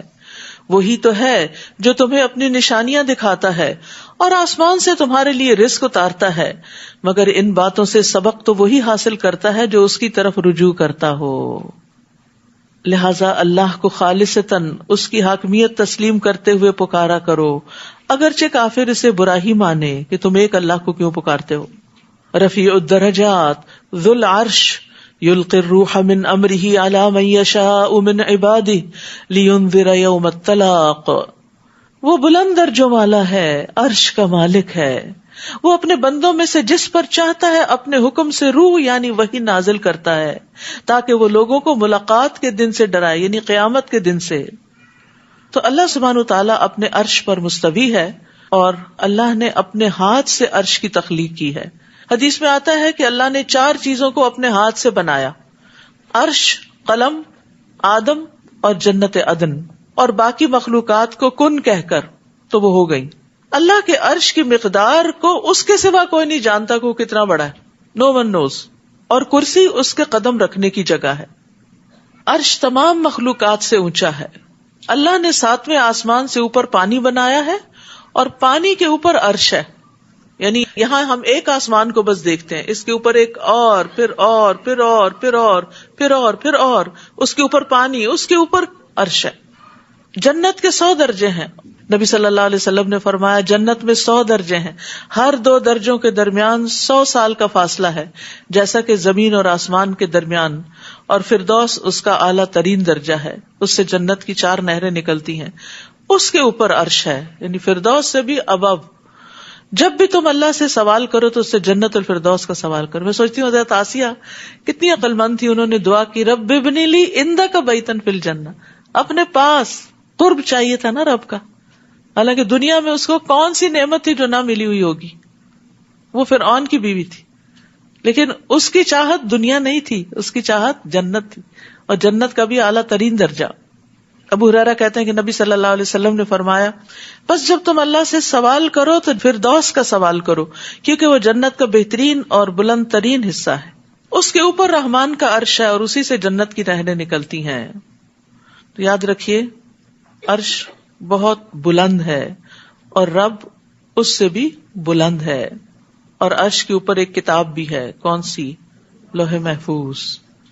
تو جب ہم اللہ کے بارے میں سوچیں نا تو اس طرح سوچا کریں کہ اتنا بلند، اتنا بلند، اتنا اتنا اتنا اتنا، یعنی کہ ایک امیجنیشن میں بھی بلندی لایا کریں. پھر آپ کے دل میں ایک ہیبت بھی آئے گی، پھر آپ اس کے آگے جب جھکیں گے تو واقعی جھک جائیں گے. لیکن ہم عام طور پر اللہ تعالیٰ کے بارے میں ایسے باتیں کر رہے تھے جیسے کسی دوست کے بارے میں بس ایسے ہی کیئر لیس سی باتیں. ایسے نہیں کر سکتے. وَهُوَ الْعَلِيُّ الْعَظِيمُ، وہ بلند ہے، بہت عظمت والا ہے. عرش پر بلند اس اعتبار سے بھی، اور عظمت والا یعنی اس کی شان بڑی عظمت والی ہے. جس دن سب لوگ کھلے میدان میں ہوں گے اور ان کی کوئی بات بھی اللہ سے چھپی نہ رہے گی، اور پوچھا جائے گا آج حکومت کس کی ہے؟ پھر خود ہی فرمائے گا اللہ اکیلے کی جو سب پر غالب ہے. آج ہر شخص کو اسی کا بدلہ دیا جائے گا جو اس نے کمایا ہوگا. بار بار یہی بات کی جا رہی، جو کر کے آؤ گے وہی ملے گا. ہم میں سے ہر ایک سوچے کر کیا رہے ہیں. کسی پر آج ظلم نہیں ہوگا، بلا شبہ اللہ جلد حساب لینے والا ہے. حدیث میں آتا ہے نبی صلی اللہ علیہ وسلم نے فرمایا، اللہ تعالیٰ فرماتے ہیں اے میرے بندو، یہ تمہارے اعمال ہیں جنہیں میں تمہارے لیے شمار کر رہا ہوں، پھر میں تمہیں ان کا پورا پورا بدلہ دوں گا. تو جو آدمی بہتر پائے وہ اللہ کا شکر ادا کرے، اور جو بہتر بدلہ نہ پائے وہ اپنے آپ کو ملامت کرے، کیونکہ اللہ نے ظلم نہیں کیا. تم لائے نہیں کچھ کر کے تو پھر ملے کیا؟ اور اے نبی انہیں قریب آ پہنچنے والے دن سے ڈرائیے جب غم کے مارے کلیجے منہ کو آ رہے ہوں گے. اس دن ظالموں کا نہ کوئی حمایتی ہوگا اور نہ ایسا سفارشی کہ جس کی بات مانی جائے. یعلم خائنۃ الاعین وما تخفی الصدور، اللہ تعالیٰ نگاہوں کی خیانت کو بھی جانتا ہے اور ان مخفی باتوں کو جو سینوں نے چھپا رکھی، دل کے اندر چھپی ہوئی باتیں، برے خیالات، ان کو بھی جانتا ہے. یہاں اللہ تعالیٰ کے علم کے بارے میں خبر دی جا رہی ہے کہ اس کا علم کتنا کامل ہے، چاہے کوئی چیز چھوٹی ہو یا بڑی ہو، باریک ہو، لطیف ہو یا موٹی ہو، سب کچھ اس کو پتا ہے. یہ اس لیے بتایا جا رہا ہے تاکہ لوگ ڈریں اور اللہ سے حیا کریں، اللہ کا تقوی اختیار کریں، اللہ کو اپنے اوپر نگران سمجھیں اور چھپ کر بھی برے کام نہ کریں. اور ایک اور بھی کہ انسان کسی حرام چیز پہ نظر نہ ڈالے اور چھپ چھپ کے حرام چیز کو نہ دیکھے کہ کوئی دیکھ تو نہیں رہا. ابن عباس کہتے ہیں اس آیت کی تفسیر میں، اس سے مراد وہ شخص ہے جو لوگوں کے ساتھ بیٹھا ہوتا ہے تو وہاں سے کوئی عورت گزرتی ہے تو وہ لوگوں سے چوری چھپے اس عورت کو دیکھتا ہے. بعض اوقات مردوں کی عادت ہوتی ہے نا کہ عورتوں کو تاکنا، گھورنا، تاڑنا، تو وہ جب دیکھتے ہیں کہ اور ہمیں دیکھ رہے ہیں تو لوگوں سے شرم کھا کے اپنی نگاہ جھکا لیتے ہیں. اور ابن عباس کہتے ہیں کہ اس سے مراد وہ مرد ہے جو عورت کو دیکھتا ہے اور جب اس کے ساتھی اس کو دیکھتے ہیں تو اپنی نگاہ جھکا لیتا ہے. پھر جب وہ دیکھتا ہے کہ لوگ بے خبر ہو گئے تو پھر نگاہ اٹھا کے وہ بری چیز دیکھتا ہے، اور جب لوگ اس کو دیکھتے ہیں تو دوبارہ نگاہیں جھکا لیتا ہے. اللہ عز و جل اس کو جانتا ہے کہ یہ بندہ چاہتا ہے کہ کاش وہ اس عورت کا کچھ اور بھی دیکھ سکے، یعنی وہ جو وما تخفی الصدور ہے، کہ اس کے دل کی خرابی بھی جانتا ہے. تو آپ دیکھیے کہ وہ ٹیکسٹنگ، وہ ٹیکسٹ میسجز، وہ ٹیلی فون کالز، وہ چھپی دوستیاں، چھپ کے کی ہوئی ملاقاتیں جو حرام درجے میں آتی ہیں، وہ کہاں اللہ سے چھپی ہو سکتی ہیں؟ اللہ سے کچھ بھی چھپا ہوا نہیں ہے. تو اس لیے انسان کے تقوی کا یہ تقاضا ہے کہ ایسی ساری چیزوں کو صرف اللہ کے ڈر سے چھوڑ دے، اور یہ اللہ کا ڈر ہی چھڑا سکتا ہے، باقی کوئی چیز نہیں. واللہ یقضی بالحق، اور اللہ ہی انصاف کے ساتھ فیصلہ کرے گا، اور اللہ کے علاوہ جنہیں یہ لوگ پکارتے ہیں وہ تو کچھ بھی فیصلہ نہیں کر سکتے. بلا شبہ اللہ ہی سب کچھ سننے اور دیکھنے والا ہے. کیا ان لوگوں نے زمین میں چل پھر کر نہیں دیکھا کہ جو لوگ ان سے پہلے گزر چکے ہیں ان کا کیا انجام ہوا؟ وہ ان سے قوت میں بھی زیادہ تھے اور اپنی یادگاریں بھی ان سے زیادہ چھوڑ گئے تھے. پھر ان کے گناہوں کی وجہ سے اللہ نے انہیں پکڑ لیا. یعنی دنیا میں بڑے بڑے کارنامے کیے تھے، تاریخ میں ان کے نام لکھے گئے، لیکن یہ ناموری، یہ شہرت، یہ کارنامے اللہ کے عذاب سے نہ بچا سکے. اور انہیں اللہ کی گرفت سے بچانے والا کوئی نہ تھا. یہ اس لیے ہوا کہ ان کے پاس ان کے رسول واضح دلائل لے کر آئے تو انہوں نے انکار کر دیا. چنانچہ اللہ نے انہیں پکڑ لیا. اللہ یقیناً بڑی قوت والا اور سخت سزا دینے والا ہے. وَلَقَدْ أَرْسَلْنَا مُوسَىٰ بِآيَاتِنَا وَسُلْطَانٍ مُبِينٍ. نیز ہم نے موسیٰ کو اپنے معجزات اور واضح دلیل دے کر بھیجا تھا فرعون، حامان اور قارون کی طرف، مگر انہوں نے کہا یہ تو جادوگر ہے بڑا جھوٹا، جھٹلا دیا. پھر جب وہ ہماری طرف سے دین حق ان کے پاس لایا تو کہنے لگے جو لوگ ایمان لا کر موسیٰ کے ساتھ مل گئے ہیں ان کے بیٹوں کو قتل کر ڈالو اور ان کی عورتوں کو زندہ رہنے دو. مگر کافروں کی یہ چال ناکام ہی رہی. اور فرعون کہنے لگا مجھے چھوڑ دو، میں خود موسیٰ کو قتل کیے دیتا ہوں اور وہ اپنے رب کو پکار کے دیکھ لے. مجھے تو ڈر ہے یہ تمہارا دین بدل دے گا، یعنی تمہارا لائف سٹائل. دین سے مراد صرف عقیدہ نہیں ہے، لائف سٹائل بھی ہے. یا ملک میں فساد برپا کر دے گا.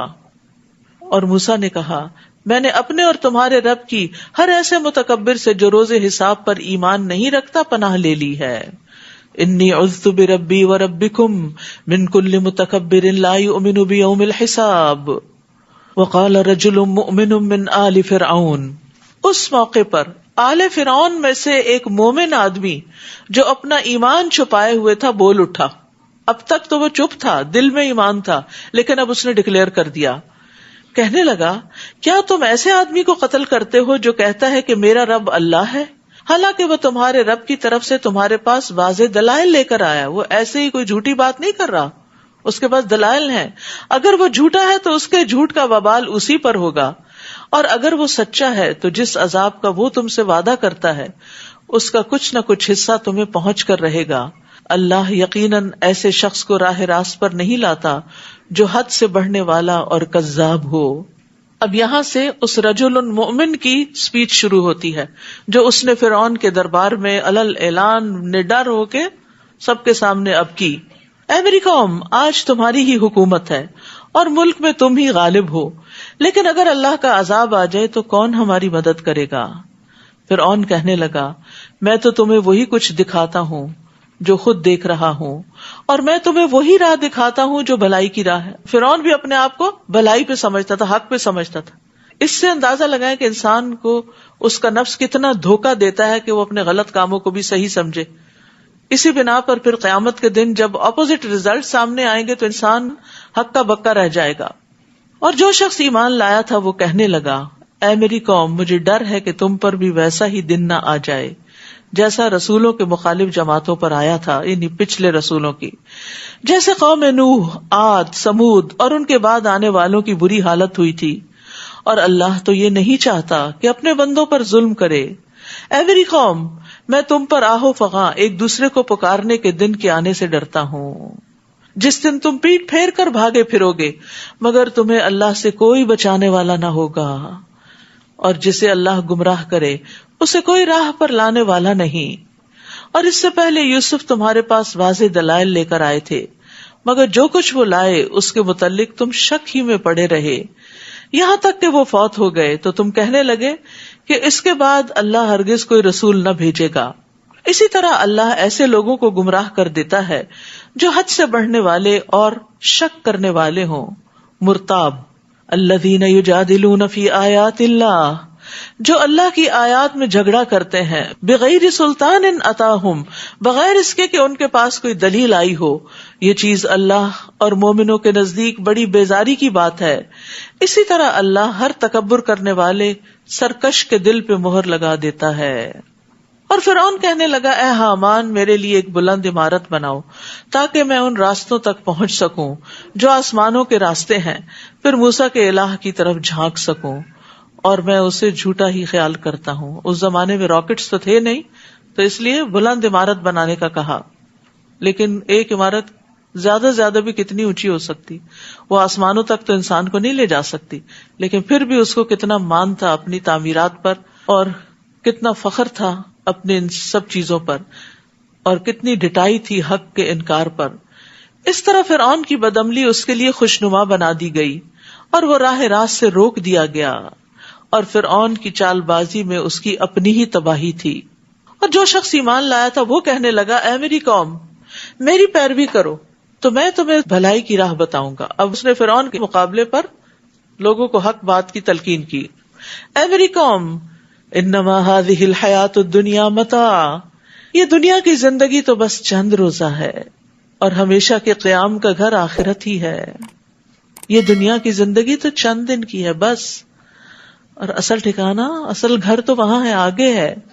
لیکن آپ دیکھیں کہ ہم ان دنیا کے گھروں میں اتنے مشغول اور اتنے محو ہو گئے ہیں، ان کو سجانے بنانے میں اتنے کمفرٹیبل ہو گئے ہیں کہ آخرت کے لیے کچھ کر نہیں پاتے. سوچتے رہتے کچھ کریں، لیکن یاد رکھیے اس کے لیے بھی اپنے آپ کو کہیں نہ کہیں باندھنا پڑتا ہے. کسی بھی اچھے کام کے ساتھ اپنے آپ کو باندھ لیجیے تاکہ اگر آپ ڈھیلے پڑنے لگے تو وہ آپ کو کھینچ لے اور آپ اپنے رستے سے نہ ہٹیں.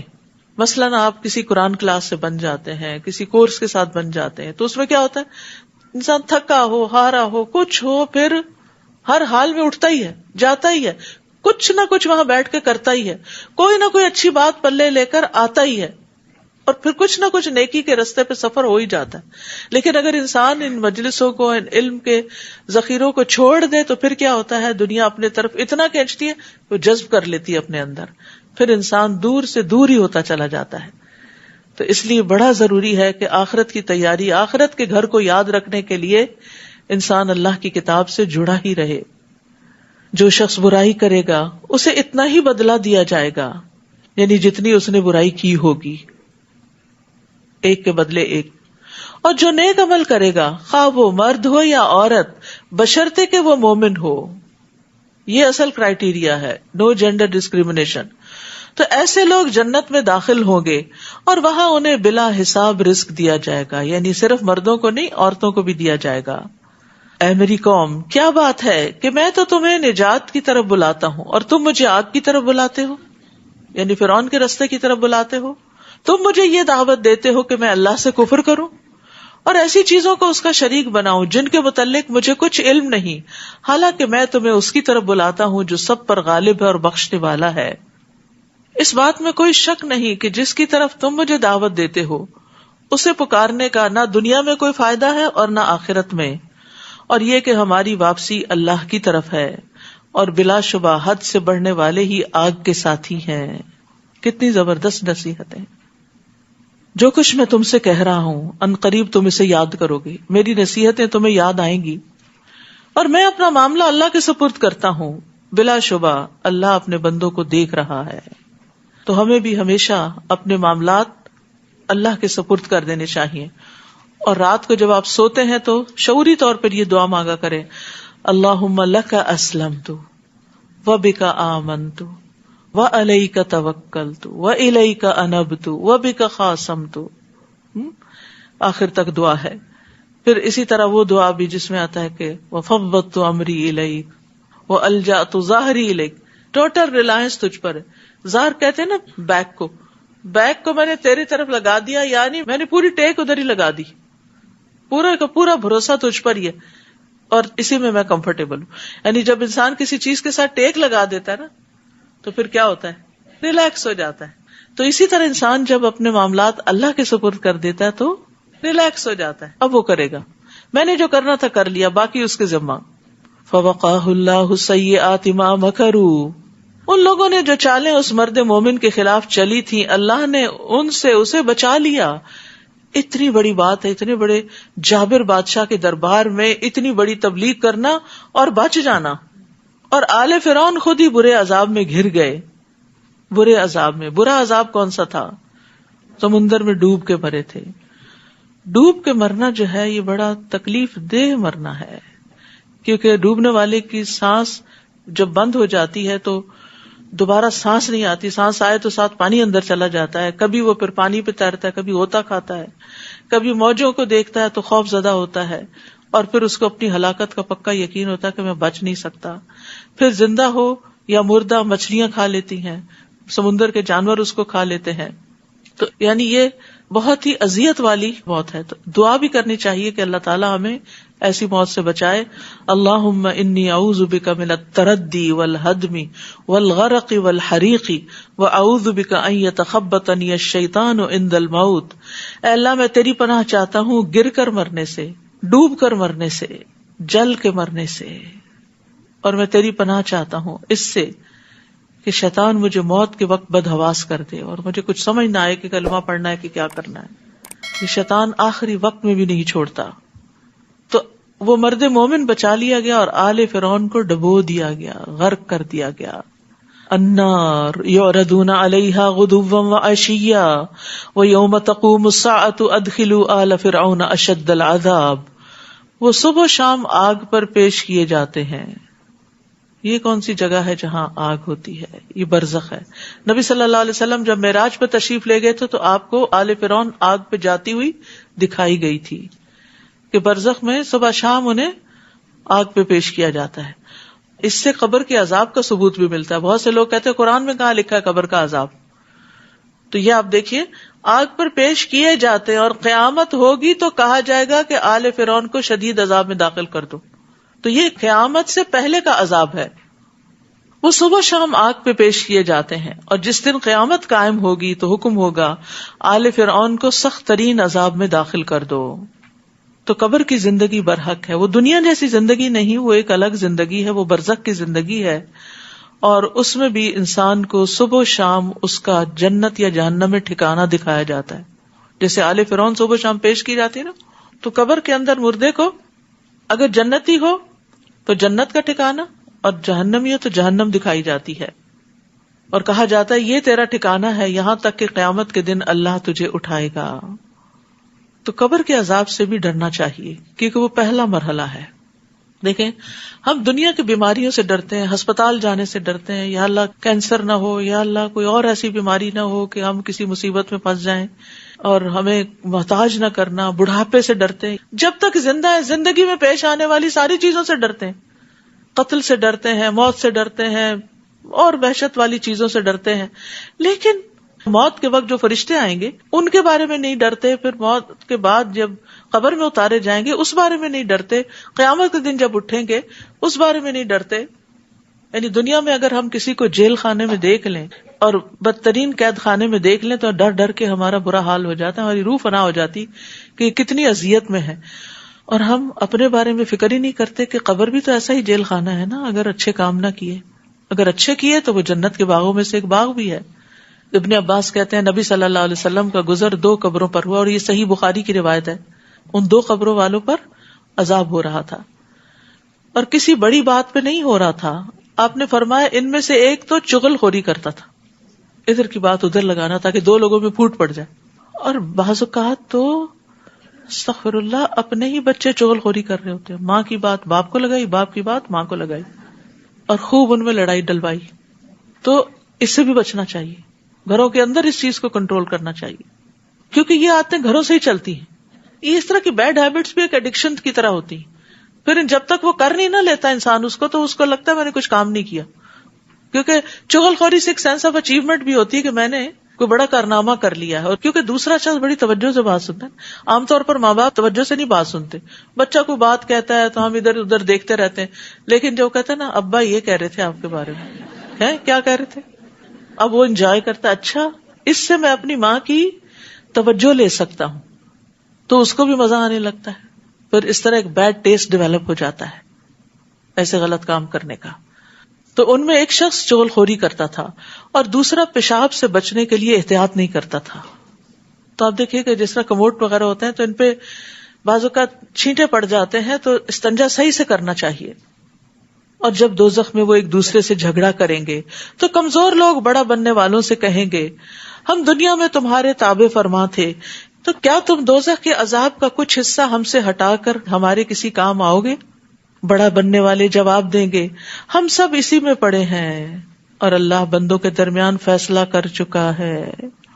اور جو لوگ دوزخ میں ہوں گے وہ جہنم کے محافظوں سے کہیں گے اپنے رب سے دعا کرو کہ وہ ایک دن تو ہمارے عذاب میں کچھ کمی کر دے. وہ کہیں گے کیا تمہارے پاس رسول واضح دلائل لے کر نہیں آئے تھے؟ دوزخی کہیں گے کیوں نہیں، ضرور آئے تھے. تو وہ کہیں گے پھر تم خود ہی دعا کر لو، اور کافروں کی دعا تو گم ہی ہو جانے والی ہے. ہم یقیناً اپنے رسولوں کی اور ان لوگوں کی جو ایمان لائے دنیا کی زندگی میں بھی مدد کرتے ہیں. یہ کتنی خوشخبری ہے. ایمان والوں کی اللہ تعالیٰ دنیا میں بھی مدد کرتا ہے اور اس دن بھی کریں گے جب گواہ کھڑے ہوں گے. یوم لا ينفع الظالمین معذرتهم ولہم اللعنۃ ولہم سوء الدار. جس دن ظالموں کو ان کی معذرت کچھ بھی فائدہ نہ دے گی، کوئی ایکسکیوز کام نہ آئے گا، اور ان کے لیے لعنت ہے اور برا گھر ہے. وَلَقَدْ آتَيْنَا مُوسَى الْهُدَى وَأَوْرَثْنَا بَنِي إِسْرَائِيلَ الْكِتَابَ. ہم نے موسیٰ کو ہدایت عطا کی اور بنی اسرائیل کو تورات کا وارث بنا دیا، کتاب کا وارث بنا دیا. وہ اس کو سنبھالیں، اس کو پڑھیں، اس کو سمجھیں، اس کی تعلیم کو عام کریں، اس کے مطابق اپنے قوانین بنائیں. ہدی و ذکریٰ لأولی الالباب، جو اہل عقل کے لیے ہدایت اور نصیحت تھی. فاصبر ان وعد اللہ حق، بس آپ صبر کیجئے، بے شک اللہ کا وعدہ سچا ہے. اور اپنے گناہ کی معافی مانگیے اور صبح و شام اپنے رب کی حمد کے ساتھ اس کی تسبیح کیجئے. کئی دفعہ آ چکی ہے نا یہ بات، صبح و شام تسبیح کرنا. امید ہے آپ اس کا بطور خاص اہتمام کرتے ہوں گے کہ جتنا بھی مصروفیت کا وقت ہو، مغرب سے پہلے پہلے اور دعاؤں کے ساتھ 100 دفعہ سبحان اللہ و بحمدہ کا معمول لازمی طور پہ بنانا ہے. اور اسی طرح صبح بھی سورج نکلنے سے پہلے. اگر کسی وجہ سے مس ہو گئی تو پھر بعد میں بھی ہو سکتی، چھوڑے نہ. جو لوگ بغیر کسی دلیل کے جو ان کے پاس آئی ہو اللہ کی آیات میں جھگڑا کرتے ہیں، ان کے دلوں میں تکبر بھرا ہوتا ہے، مگر وہ اس بڑائی کو پا نہیں سکتے جس کی وہ آرزو رکھتے ہیں. لہٰذا آپ اللہ کی پناہ مانگیے، بلا شبہ وہ سب کچھ سننے والا، دیکھنے والا ہے. لخلق السماوات والارض اکبر من خلق الناس ولکن اکثر الناس لا یعلمون. آسمانوں اور زمین کا پیدا کرنا انسانوں کے پیدا کرنے سے زیادہ بڑا کام ہے، لیکن اکثر لوگ نہیں جانتے کہ اللہ تعالیٰ نے اتنا بڑا کام کیا تو وہ ہمیں دوبارہ کیوں نہیں پیدا کر سکے گا. وما یستوی الاعمی والبصیر والذین آمنوا وعملوا الصالحات ولا المسیء قلیلا ما تتذکرون. نابینا اور بینا یعنی دیکھنے والا یکساں نہیں ہوتے، بہت بڑا فرق ہوتا ہے. ایک کے پاس روشنی ہوتی ہے اور دوسرا اندھیرے میں ہوتا ہے. دن کی روشنی میں بھی وہ اندھیرے میں ہی ہوتا ہے. اور جو لوگ ایمان لائیں اور اچھے عمل کریں وہ اور بد کردار یکساں نہیں ہوتے، مگر تم لوگ کم ہی سوچتے ہو. بلا شبہ قیامت آنے والی ہے جس میں کوئی شک نہیں، لیکن اکثر لوگ ایمان نہیں لاتے. قیامت آنے والی ہے، یہ اس کی نشانیوں سے بھی پتہ چلتا ہے، کیونکہ قیامت بہرحال آنی تو ہے، لیکن نبی صلی اللہ علیہ وسلم نے اس کے آنے کی کچھ علامتیں بتائی تھی. آپ نے فرمایا بے شک قیامت کی علامات میں سے کہ انسان صرف اپنے جان پہچان کے آدمی کو سلام کرے گا، سب کو نہیں کرے گا. ایسا ہوتا نا، مجلس میں جاتے ہیں، کسی شادی پارٹی میں جاتے ہیں تو بعض اوقات نام لے کے سلام کر رہے ہوتے ہیں، بعض اوقات تو بس اسی خاص بندے سے جا کے ہاتھ ملاتے ہیں، گلے ملتے ہیں، اور باقی جو ٹیبل پہ بیٹھے ہیں ان کو پوچھتے بھی نہیں. تو یہ نہیں ہونا چاہیے، انسان سب کے ساتھ سلام دعا رکھے. اسی طرح آپ نے فرمایا قیامت اس وقت تک قائم نہیں ہوگی جب تک ہر طرف بے حیائی اور فحش گوئی عام نہ ہو جائے، قطع رحمی اور برا پڑوس عام نہ ہو جائے، جب تک خائن کو امین اور امین کو خائن نہ سمجھا جانے لگے. پھر اسی طرح آپ نے فرمایا قیامت اس وقت تک قائم نہ ہوگی جب تک فتنے ظاہر نہ ہوں گے، جھوٹ عام ہو جائے گا، منڈیاں قریب ہو جائیں گی، یعنی کاروباری مواقع زیادہ ہو جائیں گے، وقت جلدی گزرے گا، حرج زیادہ ہوگا. پوچھا گیا حرج کیا ہے؟ فرمایا قتل.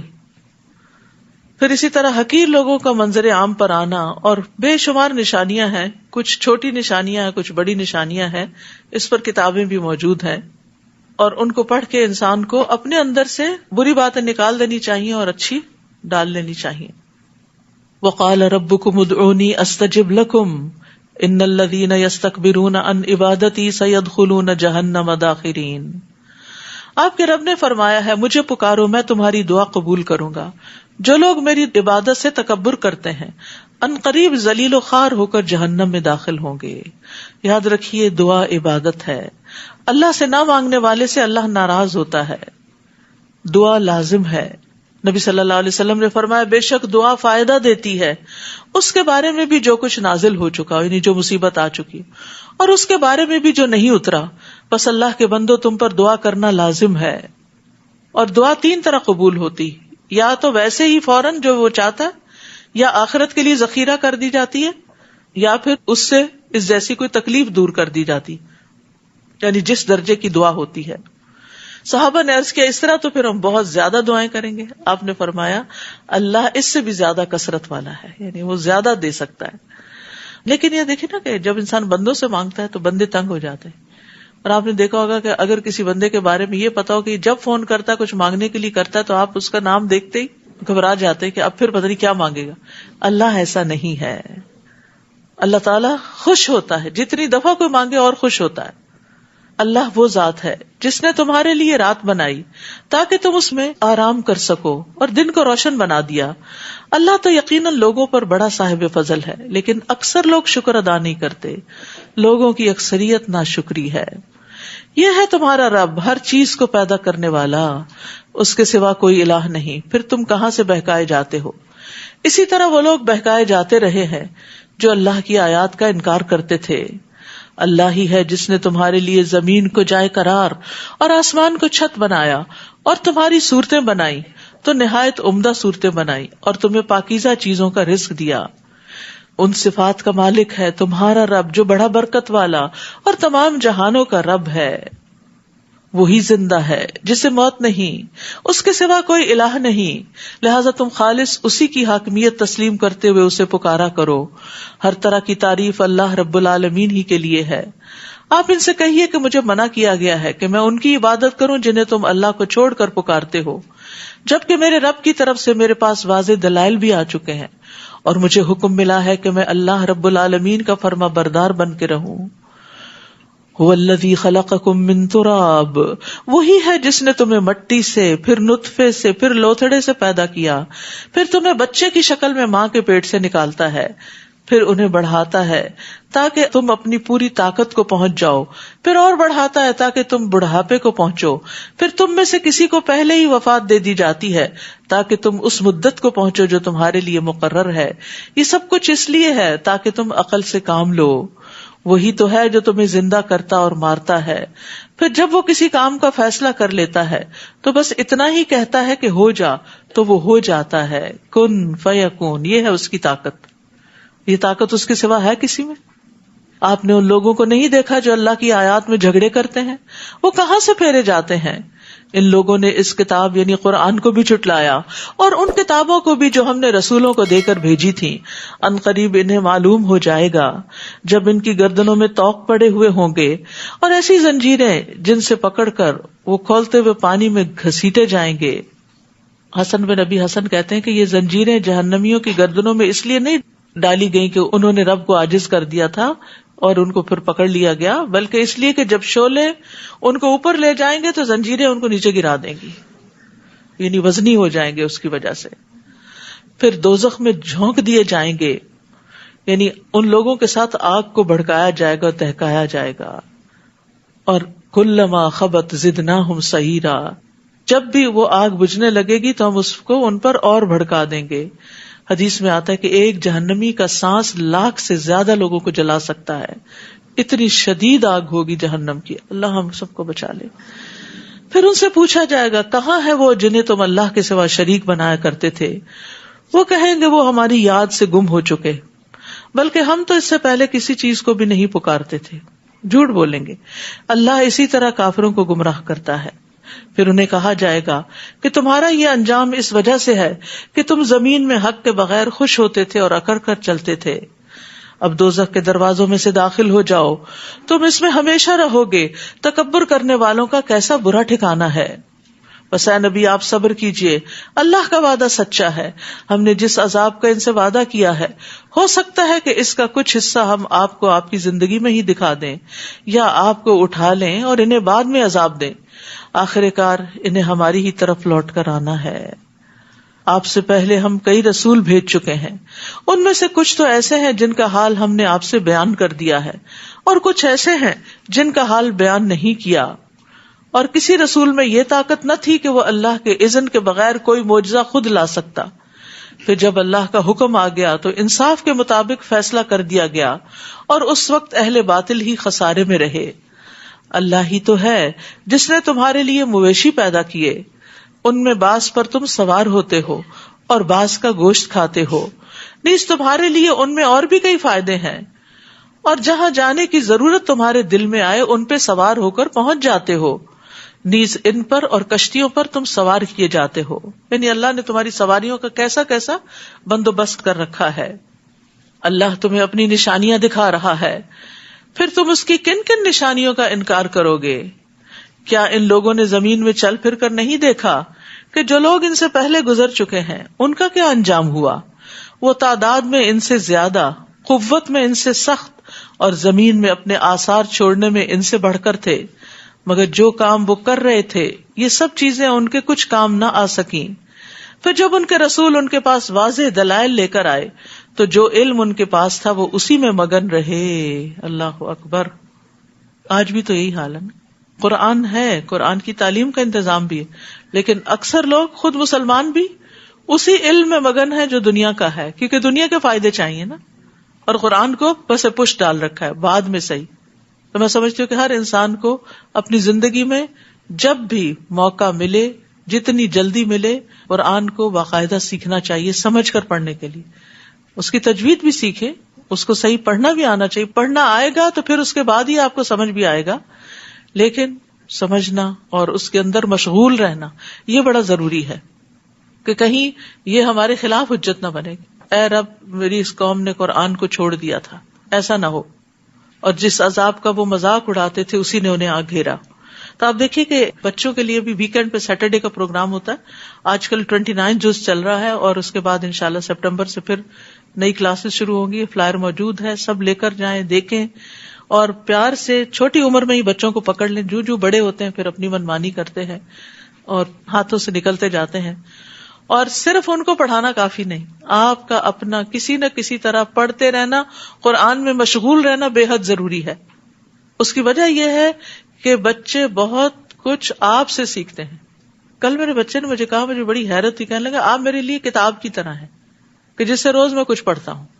یعنی آپ روز مجھے کچھ نہ کچھ سکھاتی ہیں، اور وہ سکھانا کوئی فارمل نہیں ہوتا کہ ہم یعنی باقاعدہ کچھ ٹیچ ہی کریں، وہ بھی کرنا چاہیے، لیکن بچہ ایک بات کرتا ہے تو آپ اس بات کے جواب میں جو بات کہتے ہیں وہ کیا ہوتا ہے، یا اس کی اصلاح ہوتی ہے، یا اس کے علم میں اضافہ ہوتا ہے، یا وہ کوئی نئی بات آپ سے سیکھتا ہے.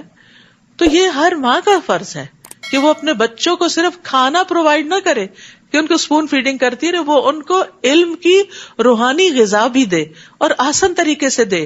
اور یہ جب ہی آپ دے سکتے ہیں کہ جب آپ خود بھی پڑھے لکھے.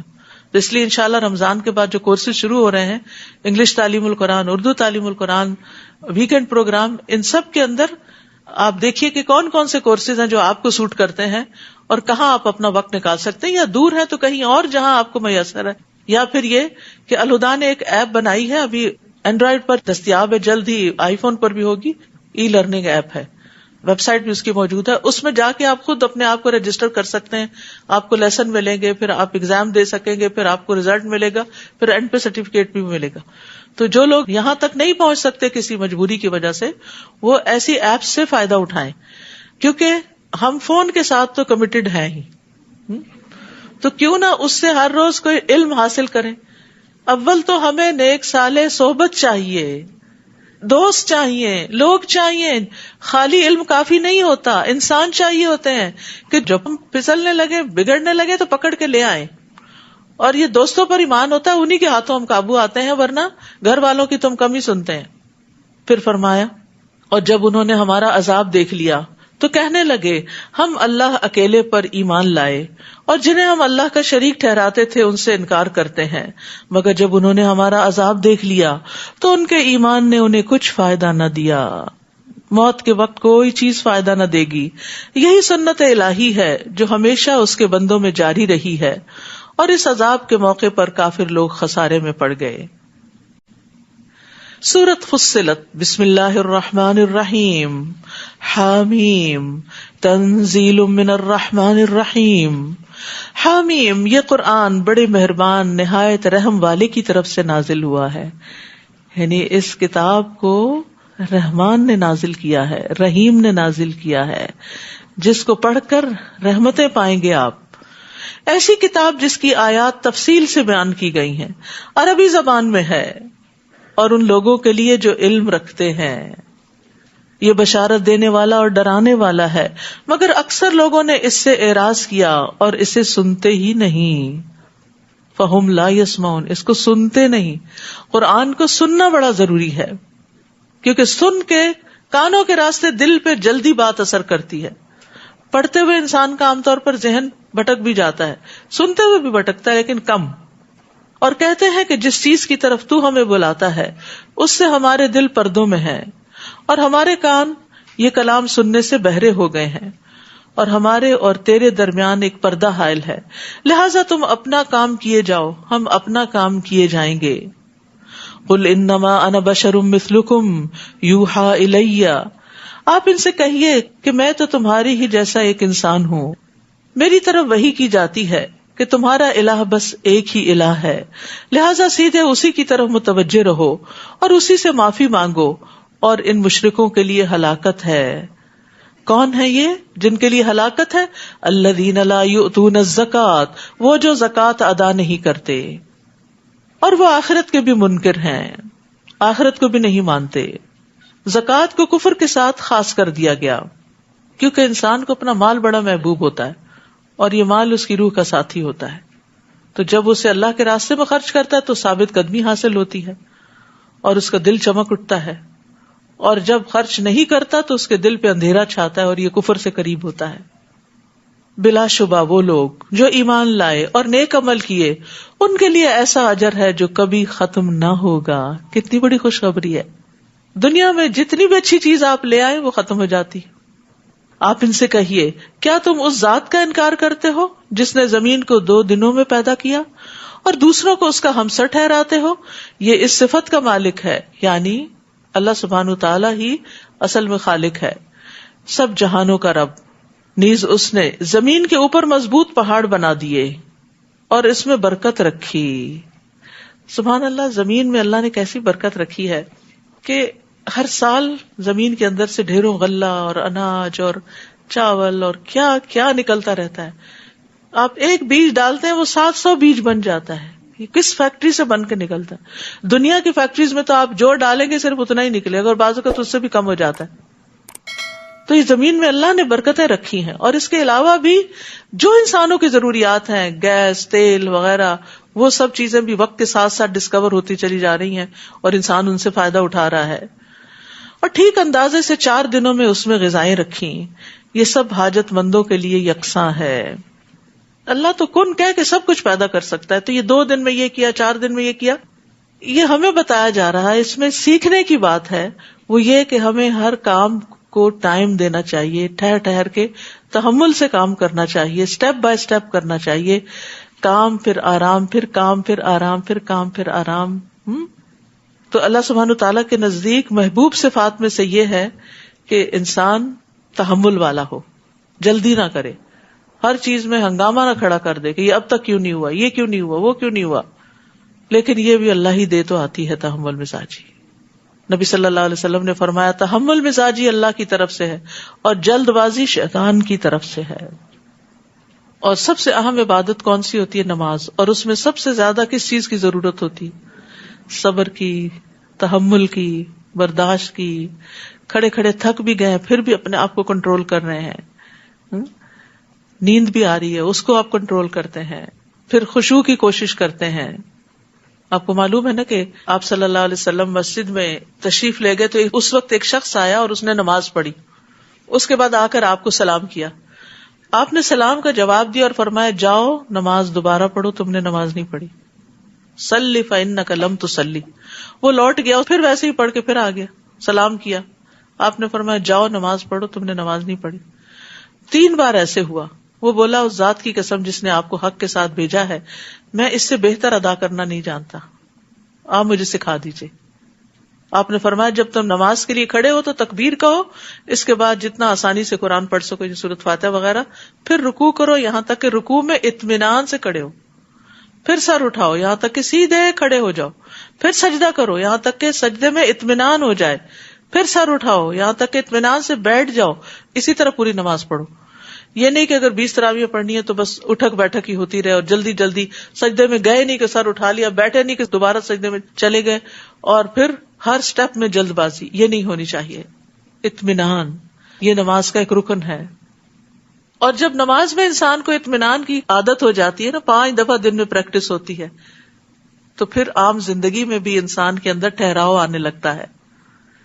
اور ہمارے لیے اس دور میں اور بھی زیادہ مشکل ہے نا، جب ہر چیز آٹو پہ آ رہی ہے اور ہر چیز اشارے سے ہو جاتی ہے اور جلدی ہو جاتی ہے اور فوڈ بھی فاسٹ ہو گئی ہے اور بھی اسی طرح، تو پھر انسان کے اندر تحمل اور ختم ہو جاتا ہے، کیونکہ اس کا ماحول اس کو تحمل کی تعلیم نہیں دے رہا ہوتا، یہ تحمل کی فضا نہیں بنا رہا ہوتا.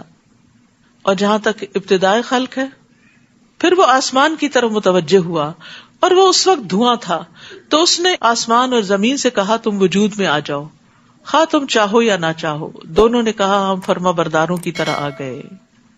تو بہرحال اللہ سبحانہ تعالیٰ نے کس طرح تخلیق کیا؟ حدیث میں آتا ہے، صحیح مسلم کی روایت ہے، اللہ تعالیٰ نے مٹی کو ہفتے کے دن پیدا کیا اور اس میں پہاڑ اتوار کے دن پیدا کیے، درختوں کو پیر کے دن پیدا کیا، مکروہات منگل کے دن پیدا کیے، نور کو بدھ کے دن پیدا کیا اور جمعرات کے دن زمین میں چوپائے پھیلائے، اور آدمی کو جمعہ کے دن عصر کے بعد مخلوق میں سب سے آخر میں جمعہ کی گھڑی میں سے آخری گھڑی عصر اور رات کے درمیان پیدا کیا.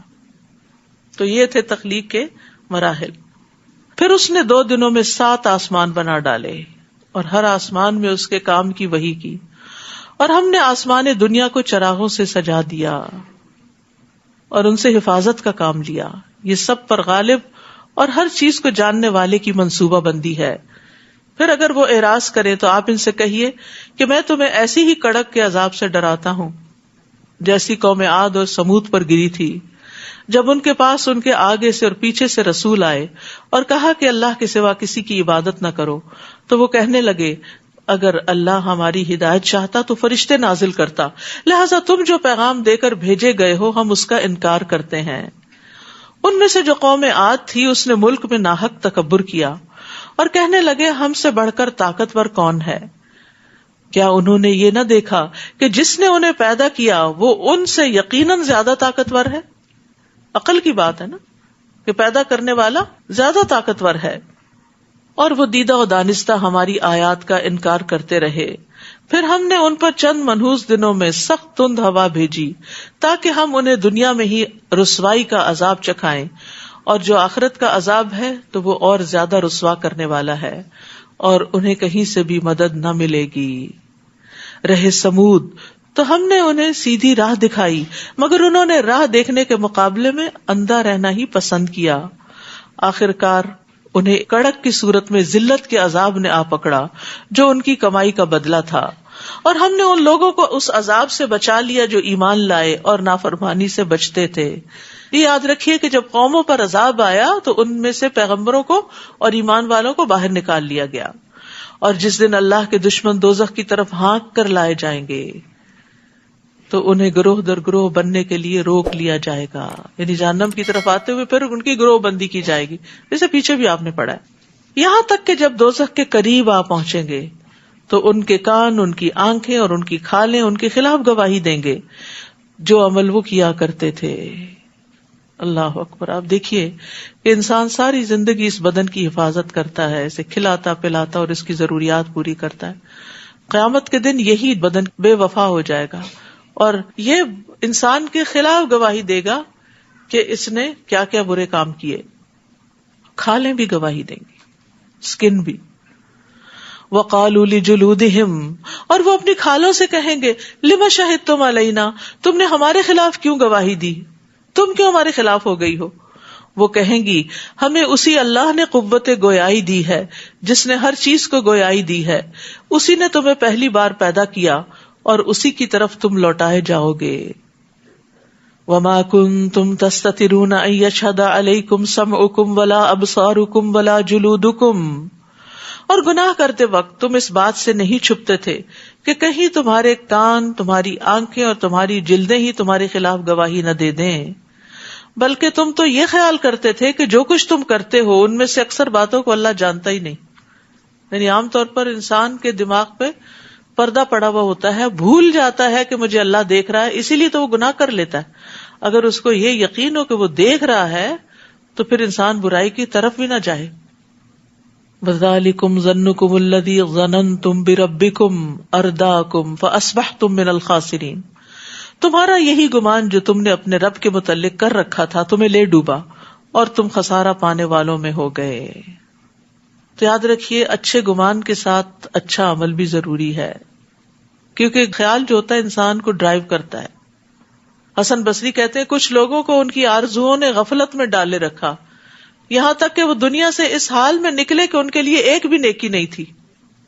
وہ ظن جو ہے، جب ظن ہی نہیں ہوتا، خیال ہی نہیں ہوتا نیکی کا، تو پھر نیکی کہاں سے کرنی. لیکن یہ بھی یاد رکھیے کہ صرف خیال یا گمان یا آرزو یا تمنا کی بنا پر بھی جنت نہیں ملے گی. کہ انسان کہ مجھے جنت کی بڑی خواہش ہے، بڑا شوق ہے جانے کا، اور اس کے لیے کرے کچھ بھی نہ. لیس بامانیکم ولا امانی اہل الکتاب، نہ تمہاری آرزوؤں پر موقوف ہے نہ اہل کتاب کی آرزوؤں پر. جو بھی برا کرے گا اس کی جزا دی جائے گی، اور وہ اپنے لیے اللہ کے سوا کوئی دوست نہ پائے گا اور نہ کوئی مددگار. اور جو شخص نیک کاموں میں کوئی نیک کام کرے، مرد ہو یا عورت، اور وہ مومن ہو، تو یہ لوگ جنت میں داخل ہوں گے. کھجور کی گٹلی کے نقطے کے برابر بھی ان پر ظلم نہ کیا جائے گا. تو اس سے پتہ یہ چلتا ہے کہ جنت میں جانے کے لیے عمل چاہیے، اور وہ برے اعمال سے زیادہ ہونے چاہیے. باقی اللہ کی رحمت ہے جو شامل ہوگی تو پھر انسان اندر جائے گا. فَإِن يَصْبِرُوا فَالنَّارُ مَثْوًى لَهُمْ، پھر اگر وہ اب صبر کرے یا نہ کرے، آگ ہی ان کا ٹھکانہ ہے. اور اگر وہ توبہ کرنا چاہیں تو ان کی توبہ قبول نہیں ہوگی. جہنم میں جا کر کسی کی توبہ قبول نہیں ہوگی. اور ہم نے ان پر کچھ ایسے ہم نشین مسلط کر دیے جو آگے سے اور پیچھے سے ان کے سارے کام خوشنما کر کے دکھاتے تھے. بعض لوگ دوستوں کے روپ میں دشمن ہوتے ہیں، وہ آپ کے غلط کاموں پر بڑے خوش ہوتے ہیں، وہ آپ کی جھوٹی تعریفیں کرتے ہیں، وہ مطلبی ہوتے ہیں، جھوٹی تعریفوں کے ساتھ آپ سے وہ کچھ بٹور لیتے ہیں، چاہے وہ آپ کا ٹائم ہو یا آپ کا مال ہو یا کچھ اور نیکی کے رستے کی طرف نہیں جانے دیتے، کیونکہ ان کو یہ پتا ہوتا ہے کہ اگر یہ اس رستے پہ چلا گیا تو پھر یہ ہمارے ہاتھ سے نکل جائے گا، پھر ہم اس سے فائدہ نہیں اٹھا سکتے. تو برے ہم نشین کون ہوتے ہیں؟ جو ہماری برائیوں کو ہمیں نہیں دکھاتے بلکہ ان کو خوشنما بنا کے دکھاتے ہیں، جھوٹی تعریفیں کرتے ہیں، خوشامد کرتے ہیں، چاپلوسی کرتے ہیں. تو دوست کا آئینہ ہوتا ہے، اور آئینہ جو ہے وہ سچ بولتا ہے. ہمیں اپنے دوستوں کے ساتھ سچ بولنا چاہیے، ان کے غلط کاموں کو درست نہیں کہنا چاہیے، غلط کو غلط ہی کہنا چاہیے تاکہ وہ اس سے نکل آئیں، تاکہ وہ بچ سکیں. کہ جو آگ میں جائیں گے ان کی شامت کیوں آئی؟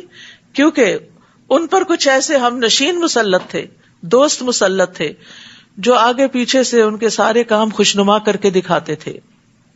چنانچہ ان پر بھی وہی حکم الہی ثابت ہو گیا جو ان سے پہلے گزرے ہوئے جنوں اور انسانوں پہ ثابت ہو چکا تھا، یعنی کہ وہی لوگ خسارہ پانے والے ہیں. اور یہ ساتھ ہی انسانوں میں سے بھی ہو سکتے ہیں اور جنوں میں سے بھی. ٹھیک ہے، کیونکہ ہر انسان کے ساتھ ایک جن ہوتا ہے، جن شیطان، جو اس کو بھڑکاتا ہے، اس کے لیے برائی کو خوبصورت بنا کے دکھاتا ہے. وقال الذين كفروا لا تسمعوا لهذا القرآن والغوا فيه لعلكم تغلبون. اور کافر ایک دوسرے سے کہتے ہیں اس قرآن کو نہ سنو، اور جب پڑھا جائے تو خوب شور مچاؤ، کیونکہ اگر لوگوں نے سن لیا تو پھر تو ان کے دل بدل جائیں گے. اس طرح شاید تم غالب رہو. یعنی اگر غالب رہنا چاہتے ہو تو لوگوں سے قرآن کو دور کر دو، پھر قرآن کی بات نہیں تمہاری بات مانیں گے. اور یہاں کفار کا یہ طریقہ تھا کہ وہ قرآن سنتے وقت شور مچاتے تھے. مسلمانوں کو یہ نہیں کرنا چاہیے کہ جہاں قرآن پڑھایا جا رہا ہو وہاں اپنی باتیں شروع کر دیں اور شور ہنگامہ کریں.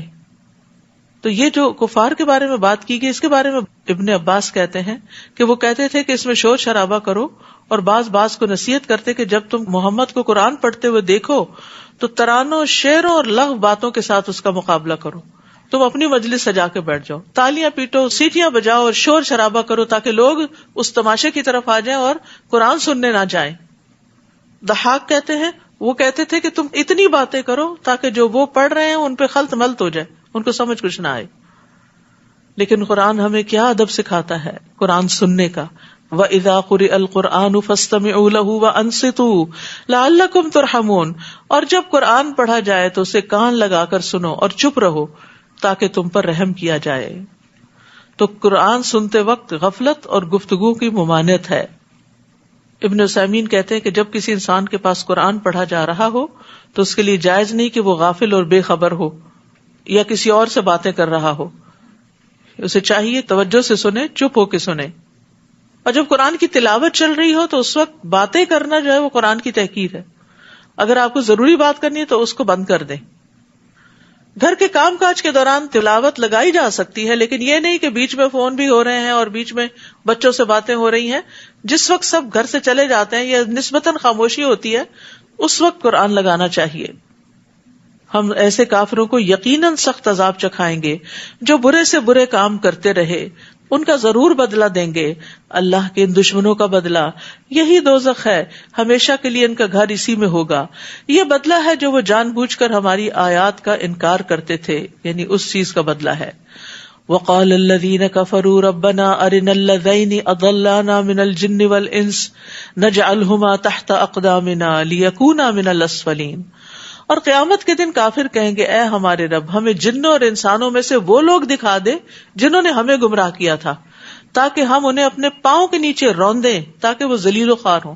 اتنے دشمن بن جائیں گے اپنے ان دوستوں کے اور ان جنوں کے جنہوں نے ان کو بھٹکایا ہوگا. ان الذین قالوا ربنا اللہ ثم استقاموا، جن لوگوں نے کہا کہ اللہ ہمارا رب ہے پھر اس پہ جم گئے، تتنزل علیہم الملائکہ، فرشتے ان پہ نازل ہوتے ہیں، اللہ تخافوا ولا تحزنوا، کہ نہ خوف کھاؤ نہ غم کھاؤ، وابشروا بالجنۃ التی کنتم توعدون، اور تم اس جنت کی خوشخبری پاؤ، اس جنت کی خوشی مناؤ جس کا تم سے وعدہ کیا جاتا ہے. تو یہ فرشتے کس پہ آتے ہیں؟ یہ کس کو تسلیاں ملتی ہیں؟ یہ کس کا دل اچھا ہوتا ہے؟ جن کے اندر یہ کہنے کے بعد کہ ہمارا رب اللہ ہے پھر استقامت ہوتی ہے. تو استقامت کیا ہوتی ہے؟ عمر بن خطاب رضی اللہ عنہ کہتے ہیں استقامت یہ ہے کہ تم اللہ کے حکم اور نہیں پہ قائم ہو جاؤ، جو کرنے کو کہا وہ کرو، جس سے روکا ہے اس سے رک جاؤ، اور لومڑی کی طرح دھوکہ دہی سے کام نہ لو، چالے نہ چلو. عثمان بن عفان کہتے ہیں اللہ کے لیے عمل کو خالص کر لو. حضرت علی کہتے ہیں اپنے فرائض ادا کر لو. ثم استقاموا، جم جاؤ جو کر رہے ہو اس کو صحیح سمجھ کے کرتے رہو. تو پھر کیا ہوگا؟ اللہ تعالیٰ فرشتوں سے مدد کرے گا، برکت ہوگی زندگی میں. اور یہ تو آپ نے محسوس کیا ہی ہوگا کہ رمضان کی برکت ہے، قرآن کی برکت ہے، سارے کام ہو رہے ہیں، کون سے رکے ہوئے ہیں؟ ٹھیک ہے کچھ کام ایسے ہیں جو نہ بھی کریں تو ان کے بغیر گزارا ہو جاتا ہے، لیکن ضروریات پوری ہو رہی ہیں سب. تو ہمیں ان برکتوں کو محسوس بھی کرنا چاہیے. وہ فرشتے کہتے ہیں نحن اولیاؤکم فی الحیات الدنیا، ہم دنیا کی زندگی میں تمہارے دوست ہیں، مت گھبراؤ مت ڈرو. یہ قرآن بتا رہا ہے کہ ایسے لوگوں کو جو اللہ کو اپنا رب مان کے، اور رب کون مانتا ہے؟ جو اس کو اپنا خالق مالک مدبر مانے، جس پہ وہ بھروسہ کرے، توکل کرے، اس سے دعائیں مانگے، اس کی عبادت کرے، اپنا سب کچھ اس رب کو محسوس کرے اور پھر اس پہ جم جائے، اس سے ہٹے نہیں، لوگوں کی باتوں میں نہ آئے، شک و شبہ میں نہ پڑے. اور جو رب کو رب مانتا ہے پھر وہ اس کی عبادت کے لیے بھی دوڑتا ہے، وہ اس کے دین کی خدمت کے لیے بھی دوڑتا ہے. تو ایسے لوگوں کی پھر مدد ہوتی ہے، اور پھر فرشتے ان کے پاس آ کے ان کو وسپر کرتے ہیں ہم دنیا کی زندگی میں بھی تمہارے دوست ہیں اور آخرت میں بھی، وہاں تمہارا جو جی چاہے گا تمہیں ملے گا. آج اگر پابندیاں برداشت کر لو تو کوئی بڑی بات نہیں، اور جو کچھ مانگو گے تمہارا ہوگا. نبی صلی اللہ علیہ وسلم نے فرمایا کچھ لوگ مسجدوں کی میخیں ہوتے ہیں، یعنی جیسے میخ گاڑ دی جاتی ہے نا، ہمیشہ آپ کو وہاں ملے گی، کیل ٹھونکا ہوا ہوتا ہے. تو کچھ لوگ ہمیشہ آپ کو مسجد میں ملیں گے. فرشتے ان کے ہم نشین ہوتے ہیں، ان کے ساتھی ہوتے ہیں. اگر وہ غائب ہو تو ان کو تلاش کرتے ہیں آج کہاں گئے. اگر بیمار ہو جائے تو عیادت کرتے ہیں، کسی کام میں مصروف ہو تو ان کی مدد کرتے ہیں. نزلا من غفور الرحیم، یہ بخشنے والے مہربان کی طرف سے مہربانی ہوگی، یعنی جنت کی صورت میں، دنیا میں بھی مدد اور آخرت میں بھی جنت. ومن احسن قولا ممن دعا الی اللہ وعمل صالحا، اور اس شخص سے اچھی بات اور کس کی ہو سکتی ہے جس نے اللہ کی طرف بلایا اور نیک عمل کیے. یعنی کسی کی بھی نہیں، سب سے اچھی بات اس کی بات ہے جو اللہ کی طرف لوگوں کو بلائے، اللہ سے جوڑے، اور خود بھی اچھے کام کرتا ہو، جو دوسروں کو بتائے وہ خود کرنے والا ہو. وقال اننی من المسلمین، اور وہ کہے کہ میں اللہ کا فرما بردار ہوں. تو یہاں تعریف کی جا رہی ہے کن کی؟ جو مخلوق کو خالق سے جوڑتے ہیں. اور کامیابی پانے والے لوگ وہ ہیں جو لوگوں کو اللہ کی طرف بلاتے ہیں، دین کی تبلیغ کرتے ہیں، قرآن کی تعلیم دیتے ہیں. وَلَا تَسْتَوِي الْحَسَنَةُ وَلَا السَّيِّئَةُ، اور نیکی اور بدی کبھی برابر نہیں ہو سکتے. آپ بدی کو ایسی بات سے دور کیجئے جو اچھی ہو، یعنی برائی کو نیکی سے بدل دیں، برائی کی جگہ نیکی لے آئیں، بری عادتوں کی جگہ نیک عادتیں لے آئیں. آپ دیکھیں گے کہ جس شخص کی آپ سے عداوت تھی وہ آپ کا گہرا دوست بن گیا ہے. یعنی اس طرح آپ دشمنوں کو بھی دوست بنا لیں گے. اور یہ بات صرف انہیں نصیب ہوتی ہے جو صبر کرتے ہیں دوسروں کی باتوں پر، تنگی پر، اور یہ کسی بڑے نصیب والے کو ہی حاصل ہوتی ہے. پھر اگر کسی وقت آپ کو کوئی شیطانی وسوسہ آنے لگے تو اللہ کی پناہ مانگیے، وہ سب کچھ سننے والا اور جاننے والا. یعنی اتنے اچھے کام کرنے والوں کو بھی وسوسہ آ سکتا ہے، اور وسوسہ انسان کے اندر شک اور بے یقینی پیدا کرتا ہے، اور انسان پھر آہستہ آہستہ اس راہ کو چھوڑنے لگتا ہے. تو ایسے میں اللہ سے دعا کر کے شیطان کے شر سے محفوظ ہو جائیں. یعنی شیطان کو برا بھلا کہنے کی بجائے تعوذ پڑھیں. بسم اللہ کہنے سے شیطان سکڑ جاتا ہے. تعوذ شیطان کے حملوں کا توڑ ہوتا ہے. وَمِنْ آيَاتِهِ اللَّيْلُ وَالنَّهَارُ وَالشَّمْسُ وَالْقَمَرُ، یہ رات اور دن، سورج اور چاند سب اللہ کی نشانیوں میں سے ہیں. نہ تو تم سورج کو سجدہ کرو نہ چاند کو کرو، بلکہ اللہ کو سجدہ کرو جس نے انہیں پیدا کیا ہے، اگر تم فی الواقع اسی کی عبادت کرتے ہو. پھر اگر یہ لوگ اکڑ بیٹھیں تو آپ کے رب کے پاس جو لوگ ہیں وہ دن رات اس کی تسبیح میں لگے رہتے ہیں اور کبھی نہیں اکتاتے. اور اللہ کی نشانیوں میں سے ایک یہ ہے کہ تم دیکھتے ہو کہ زمین دبی ہوئی بے آباد پڑی ہوئی تھی، پھر ہم اس پر پانی برساتے ہیں تو وہ حرکت میں آتی ہے اور پھول جاتی ہے. جس اللہ نے اس زمین کو زندہ کیا وہ یقیناً مردوں کو بھی زندہ کر سکتا ہے، کیونکہ وہ ہر چیز پر قادر ہے. بلا شبہ جو لوگ ہماری آیات سے غلط مفہوم لیتے ہیں وہ ہم سے چھپے ہوئے نہیں. بھلا وہ شخص جو دوزخ میں ڈالا جائے گا وہ بہتر ہے یا وہ جو قیامت کے دن امن و امان سے آئے گا؟ تم جو چاہتے ہو کرو، جو کچھ تم کرتے ہو اللہ اسے خوب دیکھ رہا ہے. یہ وہ لوگ ہیں جب ان کے پاس ذکر قرآن آیا تو انہوں نے اس کا انکار کر دیا، حالانکہ یہ ایک زبردست کتاب ہے. لا یأتیہ الباطل من بین یدیہ ولا من خلفہ، جس میں باطل نہ آگے سے راہ پا سکتا ہے نہ پیچھے سے. یہ حکمت والے اور قابل تعریف اللہ کی طرف سے نازل ہوا ہے. آپ سے بھی وہی کچھ کہا جا رہا ہے جو آپ سے پہلے رسولوں کو کہا جا چکا ہے. بلا شبہ آپ کا رب معاف کر دینے والا بھی ہے اور دردناک عذاب دینے والا بھی. اور اگر ہم اس قرآن کی زبان غیر عربی بنا دیتے تو کافر کہتے کہ اس کی آیات واضح کیوں نہیں کی گئیں. یہ کیا کہ کتاب تو اجمی زبان میں ہو اور مخاطب عربی ہو. آپ ان سے کہیے جو لوگ ایمان لائے ہیں ان کے لیے تو یہ کتاب ہدایت اور شفا ہے، اور جو ایمان نہیں لاتے ان کے کانوں کا بوجھ ہے اور وہ قرآن ان پر دھندلا ہی رہتا ہے. ان لوگوں کا حال تو ایسے ہی ہے جیسے کسی دور کی جگہ سے انہیں پکارا جا رہا ہو. تو یہاں یہ پتہ چل رہا ہے کہ قرآن صرف اہل ایمان کے لیے شفا بنتا ہے، ظالموں کو خسارے میں اضافہ دیتا ہے. وَلَقَدْ آتَيْنَا مُوسَى الْكِتَابَ فَاخْتُلِفَ فِيهِ، ہم نے موسیٰ کو کتاب دی تھی تو اس میں بھی اختلاف کیا گیا. اور اگر آپ کے رب کی طرف سے ایک بات پہلے سے طے شدہ نہ ہوتی تو ان کے درمیان فیصلہ چکا دیا جاتا. اور یہ لوگ بھی اس قرآن کی نسبت ایسے ہی شک میں پڑے ہیں جو انہیں بے چین کیے دیتا ہے. جس شخص نے کوئی نیک عمل کیا، من عمل صالحا فلنفسہ، تو اس کا فائدہ اسی کو ہوگا. ومن اساء فعلیہا، اور جو برائی وہ کرے گا اس کا وبال بھی اسی پہ پڑے گا. وما ربک بظلام للعبید، اور آپ کا رب بندوں پر ظلم کرنے والا نہیں. یعنی اللہ تعالیٰ بندوں پہ ظلم نہیں کرتا، یہ بندے ہی ہیں جو اپنے اوپر خود ظلم کرتے ہیں اور اپنے لیے رانگ چوائسز اختیار کرتے ہیں. وآخر دعوانا ان الحمد للہ رب العالمین. سونے جاگنے کے آداب کا آپ کو امید ہے بہت فائدہ ہوا ہوگا. اب انشاءاللہ اس کے بعد ایک چھوٹی سی کتاب ہے فضائل قرآن مجید. یہ کتاب ہر گھر میں ہونی چاہیے تاکہ وقتاً فوقتاً آپ اس کو پڑھتے رہیں اور موٹیویٹ ہوتے رہیں قرآن پڑھنے کے لیے. اور جو بچے قرآن پڑھ رہے ہیں ان کو پڑھ کے بھی سنائیں. تو انشاءاللہ اس کے بعد یہ شروع کی جائے گی، تو اس سے پہلے آپ لوگ یہ کتاب خرید لیں تاکہ بعد میں آپ کو مشکل نہ ہو. سبحانک اللہم و بحمدک، اشہد ان لا الہ الا انت، استغفرک و اتوب الیک. السلام علیکم و رحمۃ اللہ وبرکاتہ.